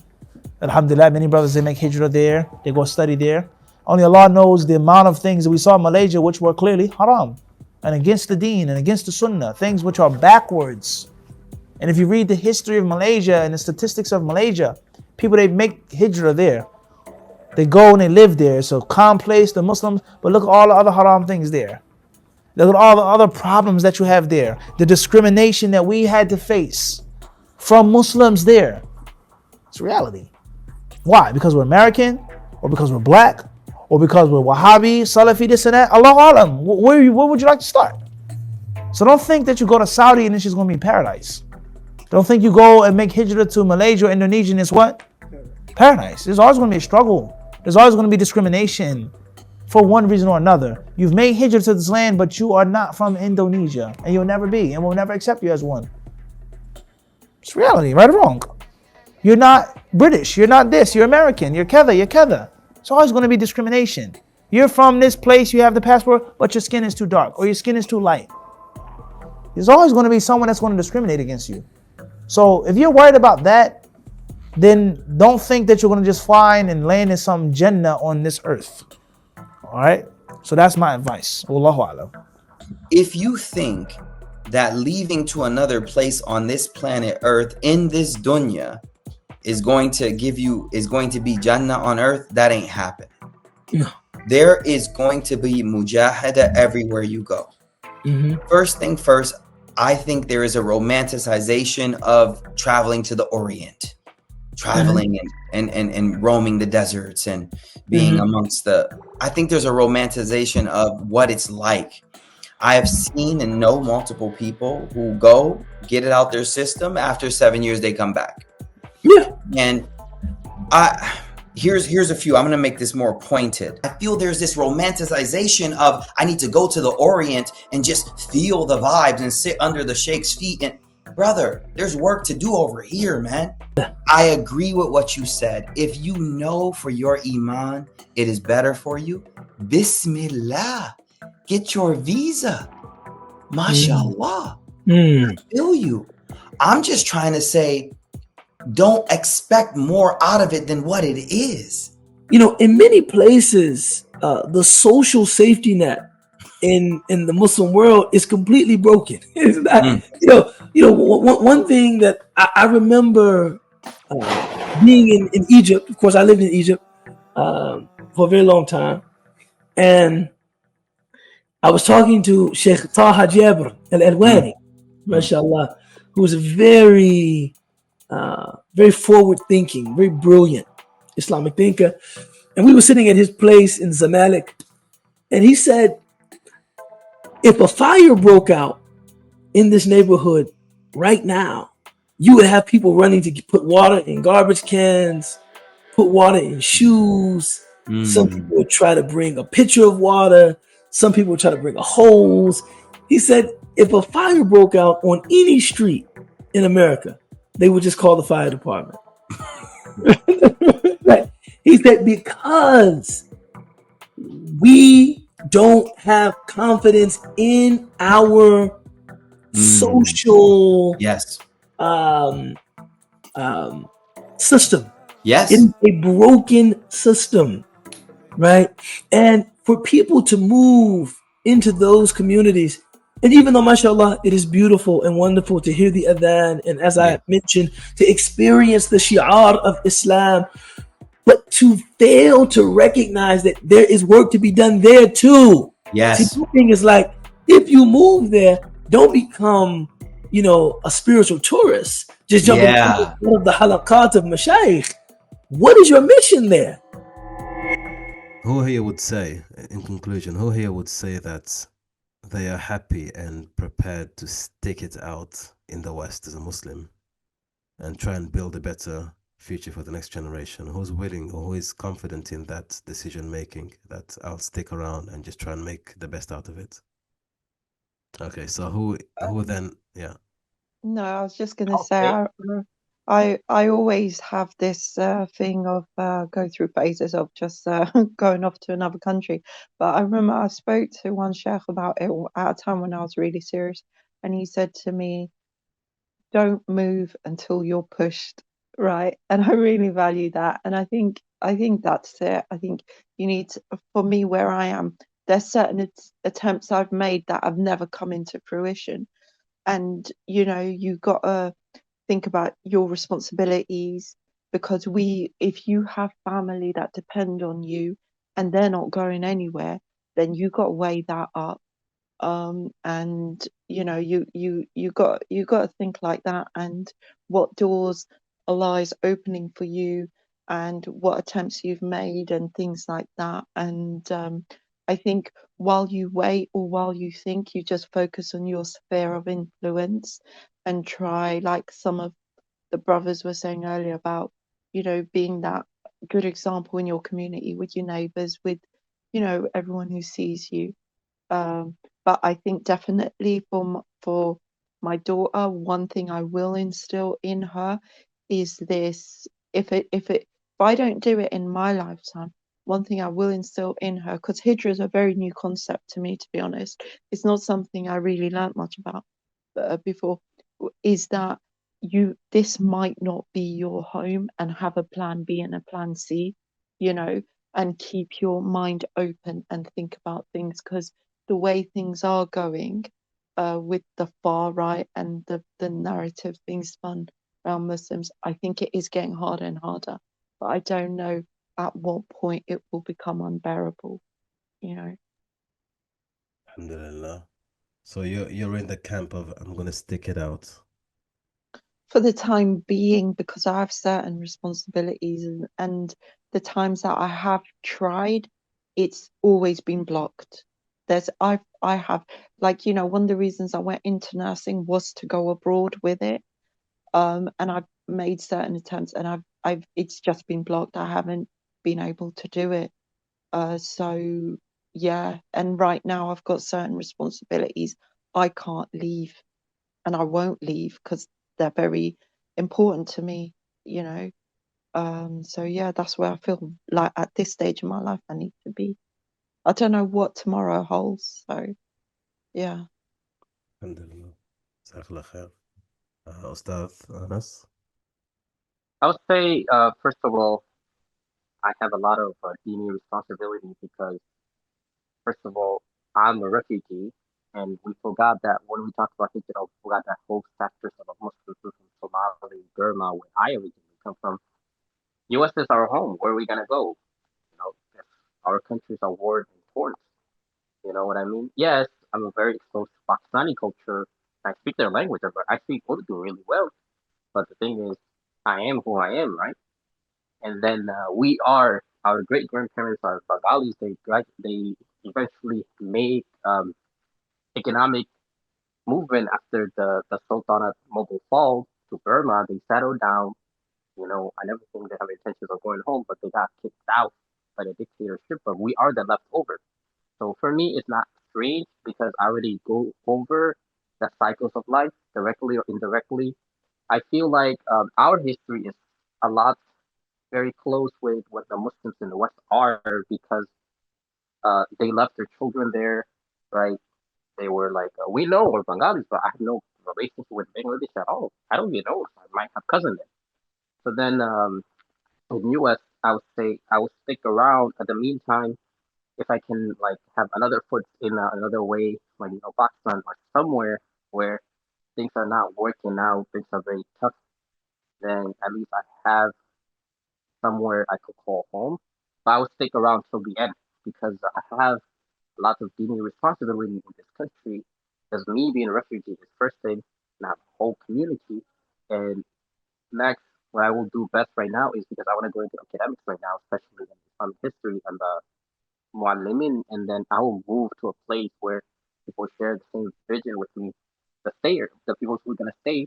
But again, like I remember you give us one of the greatest example about the African American culture in the U.S.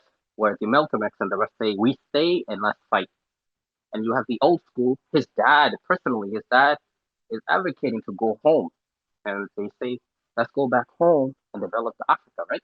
And then you have another generation who say we stay and we do nothing. So There is a parallel there, you're right, with the African Americans in the early 20th century. In closing, is there anyone here who's already planning an escape? Has anyone kind of decided that's the only way is out in the next 10 years or so? I would say so, yeah. And I was gonna also mention too, I think some measuring stick that I think it's a viable measuring stick is the idea of serving within the military, right? So if you were to find a country in what you would call home, would you serve in that military?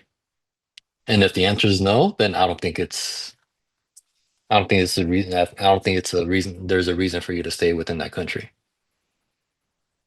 And I think So that's another aspect that we lost as well, as far as this whole idea of serving within the military itself, because that in itself, I think, it does bring a lot of benefit to society in general. that's a tricky one because fighting as a Muslim, living in a non-Muslim land as a Muslim is one thing, paying taxes, but fighting in the army that takes it to another level, you know. I think if that Yeah. were to be if that were to be one of the conditions of living in the non-Muslim world, that you have to serve in the military, then certainly I think many of us would have left by now, because that's a huge commitment, isn't it? And I think we should, even though you're not required to actually serve in the military, like for example in the US and stuff like that, I think that's still a measuring stick that we should use. That is a major one. That's a major one. I would But say there's a red flag. It you're is in a red favor. flag. Sorry, you're in favor of leaving, right? Yes, I'm in favor of leaving, yes. Do And you the have any? reason also, yeah, go ahead. Sorry. Do you have any? What are your top 3 destinations in the Muslim world then that you would consider? It's honestly because I was going to mention right now too. I think it's me. It's kind of also it runs kind of deep within me, mainly because of the history of Andalusia. Right, I kind of feel almost that I rediscovered my religious roots. Right, by becoming Muslim again. And one of the destinations that I kind of have in mind is Morocco. It's kind of like one of the primary ones, mainly because of the cultural similarities, or kind of like just the even the historical aspect behind it as well. So it's kind of like it's a deep rooted kind of a you could say destination. And again, I never visited, so again, it's probably very utopian of me to kind of think of it, or very idealistic. But from a cultural perspective, I kind of feel that that's kind of easier transition, mainly because I know there's pockets in Morocco that still speak Spanish and all that. So that's one of the destinations. Another one that came to mind, a while back was Malaysia as well. I kind of played with the idea of Oman, but after visiting Oman, I just kind of found that, it's a very nice area, but it's a harsh environment though, weather-wise. Alhamdulillah. May Allah make it easy for you to find the best place, inshallah. And I mean, Sister Yasmin. There's a Marcus Garvey quote that stuck with me a couple years back. And he said, a people without their knowledge of their past history, origin, and culture is like a tree without roots. And I would say that's like my primary factor of trying to leave here. I spent a lot of time being a being born in America, learning my language. And I wouldn't want that to get lost with me, or if I am to bear children or anything like that. So I'm team Marcus Garvey. So, same question as brother Antonio. What are your top 3 destinations that you would consider? Top three would be the first one would be my homeland. It would be Somalia, because that's the roots that I'm going after, right? That I'm trying to reclaim. Um, the second one would be maybe Qatar, and the third one would be Kenya, maybe. Kenya is a close, yeah. Yeah, Kenya's it's Muslim, but it's still Muslim. It's within the neighborhood anyway. It's within the, it's very diverse as well. Yeah. Alhamdulillah. Excellent. Brother Sufyan? Yes, Ustad. I'm in favor of leaving as well within the next 5 to 10 years. And a lot of people make the financial excuse, but one thing we overlook is these Western countries, they don't have money. They're broke in reality. And they're literally printing trillions and trillions. And as we know, your purchasing power is just decreasing day by day, year by year, because of the debt. So financially, there's no reason in the long term to be here, because you keep hearing about this big reset, and it's only going to decrease your quality of life. So you can get you're going to be able to get an equivalent quality of life in the Muslim countries pretty soon in the future, because we're seeing capital shifting east. And right now, as we're still here, I think we should try to shift some capital, even if it's a little bit of our income, back to the Muslim world in projects and business and investments. Try to build relationships there, or even if we can, try to get close to like the elites or the business people. So I think, yeah, we should be getting out of here in the next 5 to 10 years. And what are your top 3 destinations then? I would do Morocco. That's where the wife and the in-laws are. Second, I'm also interested in Tanzania. What's the place called? Zanzibar. Yep, Zanzibar.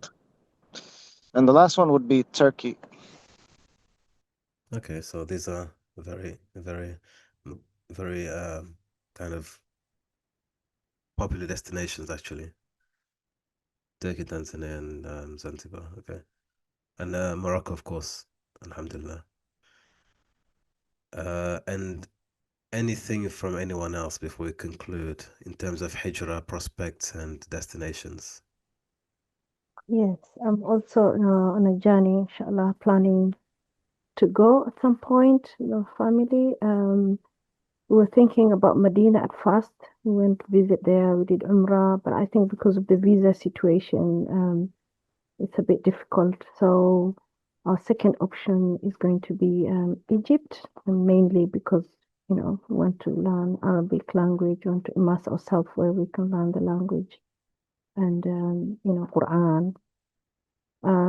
If we are happy with Egypt and everything works out well, because visa-wise it's okay for UK citizen, then we'll stay there. If not, for whatever reason, another option would be going back to Kenya. That's where I was born. I'm Kenyan Somali, and then Somalia also. I've never been there, but hopefully visit one day, inshallah. You can take Yasmin, right? Yes. Yeah, we can go together. And Tanzania is also just next door. Who where I else? want to So go. there's so you've got Yasmin and you've got Sufyan. Yeah, come You can connect, and there we are. Alhamdulillah. I think Can Brother I just Subhi. ask? Sorry, can I just ask? Before Hijrah, right? Would you guys visit the country first for a certain amount of time to check it out before you make that decision? Yes. For Medina, we've been there, and Egypt, inshallah, we want to go and check it out first. And then we have people on the ground that are dealing with Hijrah, and they're helping, people coming from the West, and they're encouraging people to go to the Muslim land who can help us. They'll take us around, where we want to see, like the neighborhood, Marrakech, where you're going to study, different places. And yeah, so all that is taken care of, alhamdulillah. Yeah, I would say scouting is like necessary because, in Western lands, the way we function over here, it's completely different over there. You have to have a certain level of adaptability, resilience. There's a lot of times where you really think things are going to go your way, but it's not. You have to have a level of patience. It's not living back home, especially in East Africa. It's not meant for like the weak-hearted person. You have to be, and it gets you re-in-tuned with, I would say, the elements of cooking, like working with fire. Electricity can go out. There's a lot of things you have to be okay with, and it teaches you how to improvise. So if a person knows that they have these characteristics within them, and it's okay, or if they want some type of self-development for themselves, whether it's an adult or a child, yeah, it's an adventure. And Ustad, I think I would say I think some of I guess my particular, advice or whatever is to, I guess to bring in the good and leave the bad, right? Bringing the good, no matter where you go, if you're going to make hijrah to any Muslim countries, to bring in the good, meaning that you kind of, you bring, you're able to bring some kind of substance to the people, and not necessarily just kind of a preaching or knowledge or anything like that, but more so of economic impact, right? Where you're kind of creating jobs and things of that sort.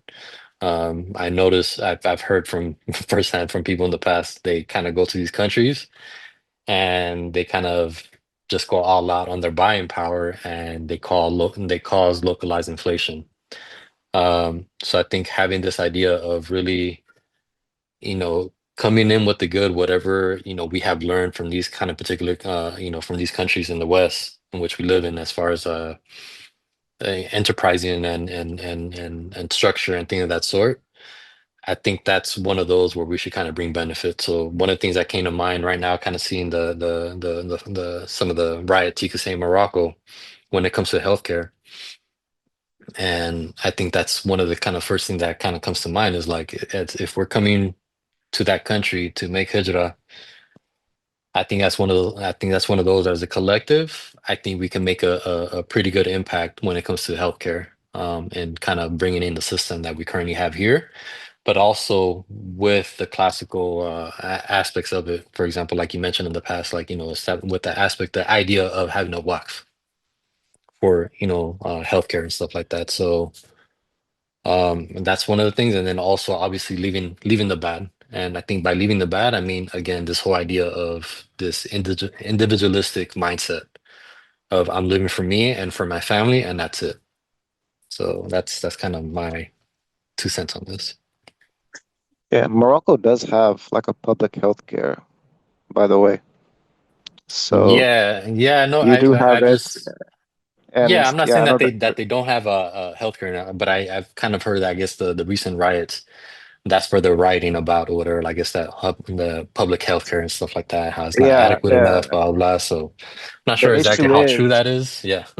so the issue is, brother, is that some people with more money than others could just pay their way in front of the line. So is these issues like corruption. So it is public, but there's just these corruption issues. Yeah. Yeah, and that's what I mean by kind of bringing in that system or whatever, kind of like more, you could say, be more equitable and stuff like that. So yeah. My kind of mindset is a little bit different. My grandfather was sent to the UK under instruction from his sheikh with the sole purpose of coming for da'wah. And he served as the imam for all his life. And alhamdulillah, with the encouragement of my parents, I've managed to have my own business, and I serve as a local imam voluntarily, and I have a madrasa running, and I do this all voluntarily. And I know I'm maybe in a privileged position, but I don't think I would leave this country. I feel like it's important for me to stay here for the role that I play within the community, and I'm also involved in inter and intra da'wah activities, whether it be interactions I have through business, or I have interactions through. I also participate in Tabligh Jama'ah. I do street da'wah wherever and whenever I can. But I understand that maybe Allah is, may Allah not test us with our words. But I think it's very important for me personally to stay here. Also, I had this discussion with my wife. Alhamdulillah, we don't have children. So maybe there's things that I overlook when it comes to, there's other factors maybe other people have to think about that I don't have to think about. But my mindset is that, and another thing that I really recommend is Sheikh Suhail Hanif, his first discussion on the Thinking Muslim podcast. I thought that was very important discussion that I recommend everyone to go and have a look at.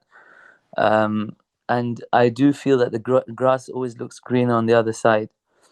Sometimes you feel like if I moved here or if I went there, whether it be within the UK, from one city to another, and you hear about this sheikh in this place or that person in this place, and you feel like I should move there or they would be better over there. I just feel that whatever Allah provides for you, you can make the best of it. And the ultimate aim is to please Allah. That's the ultimate aim.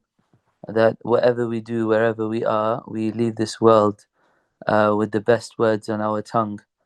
And so, yeah, and we take as many people with us as we can, whether it be through our actions or through our words or just any kind of sadaqah that we can give to the people around us and the people that we interact with. So yeah, so that's just my bit, that I don't think I would I would leave this country. I do feel very privileged to be living in the UK. Alhamdulillah. And so yeah, that's just my part. And I really like Antonio's criteria, that if you do move, especially as a man, would you support or even participate, if you could, in the army? I think that is a deep. I think he's thought about this a lot, and that's an excellent criteria. If you would be ready to join the army, then that's the country for you, or that's the land for you. So yeah, I think that's a very good criteria. Jazakumullah khair. Sorry, I went on.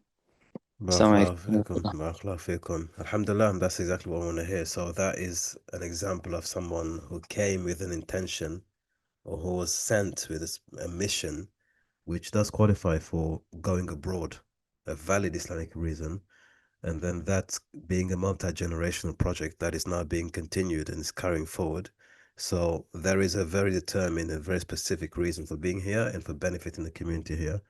That's the sort of mentality we should be having, actually. It's a responsibility, not a privilege.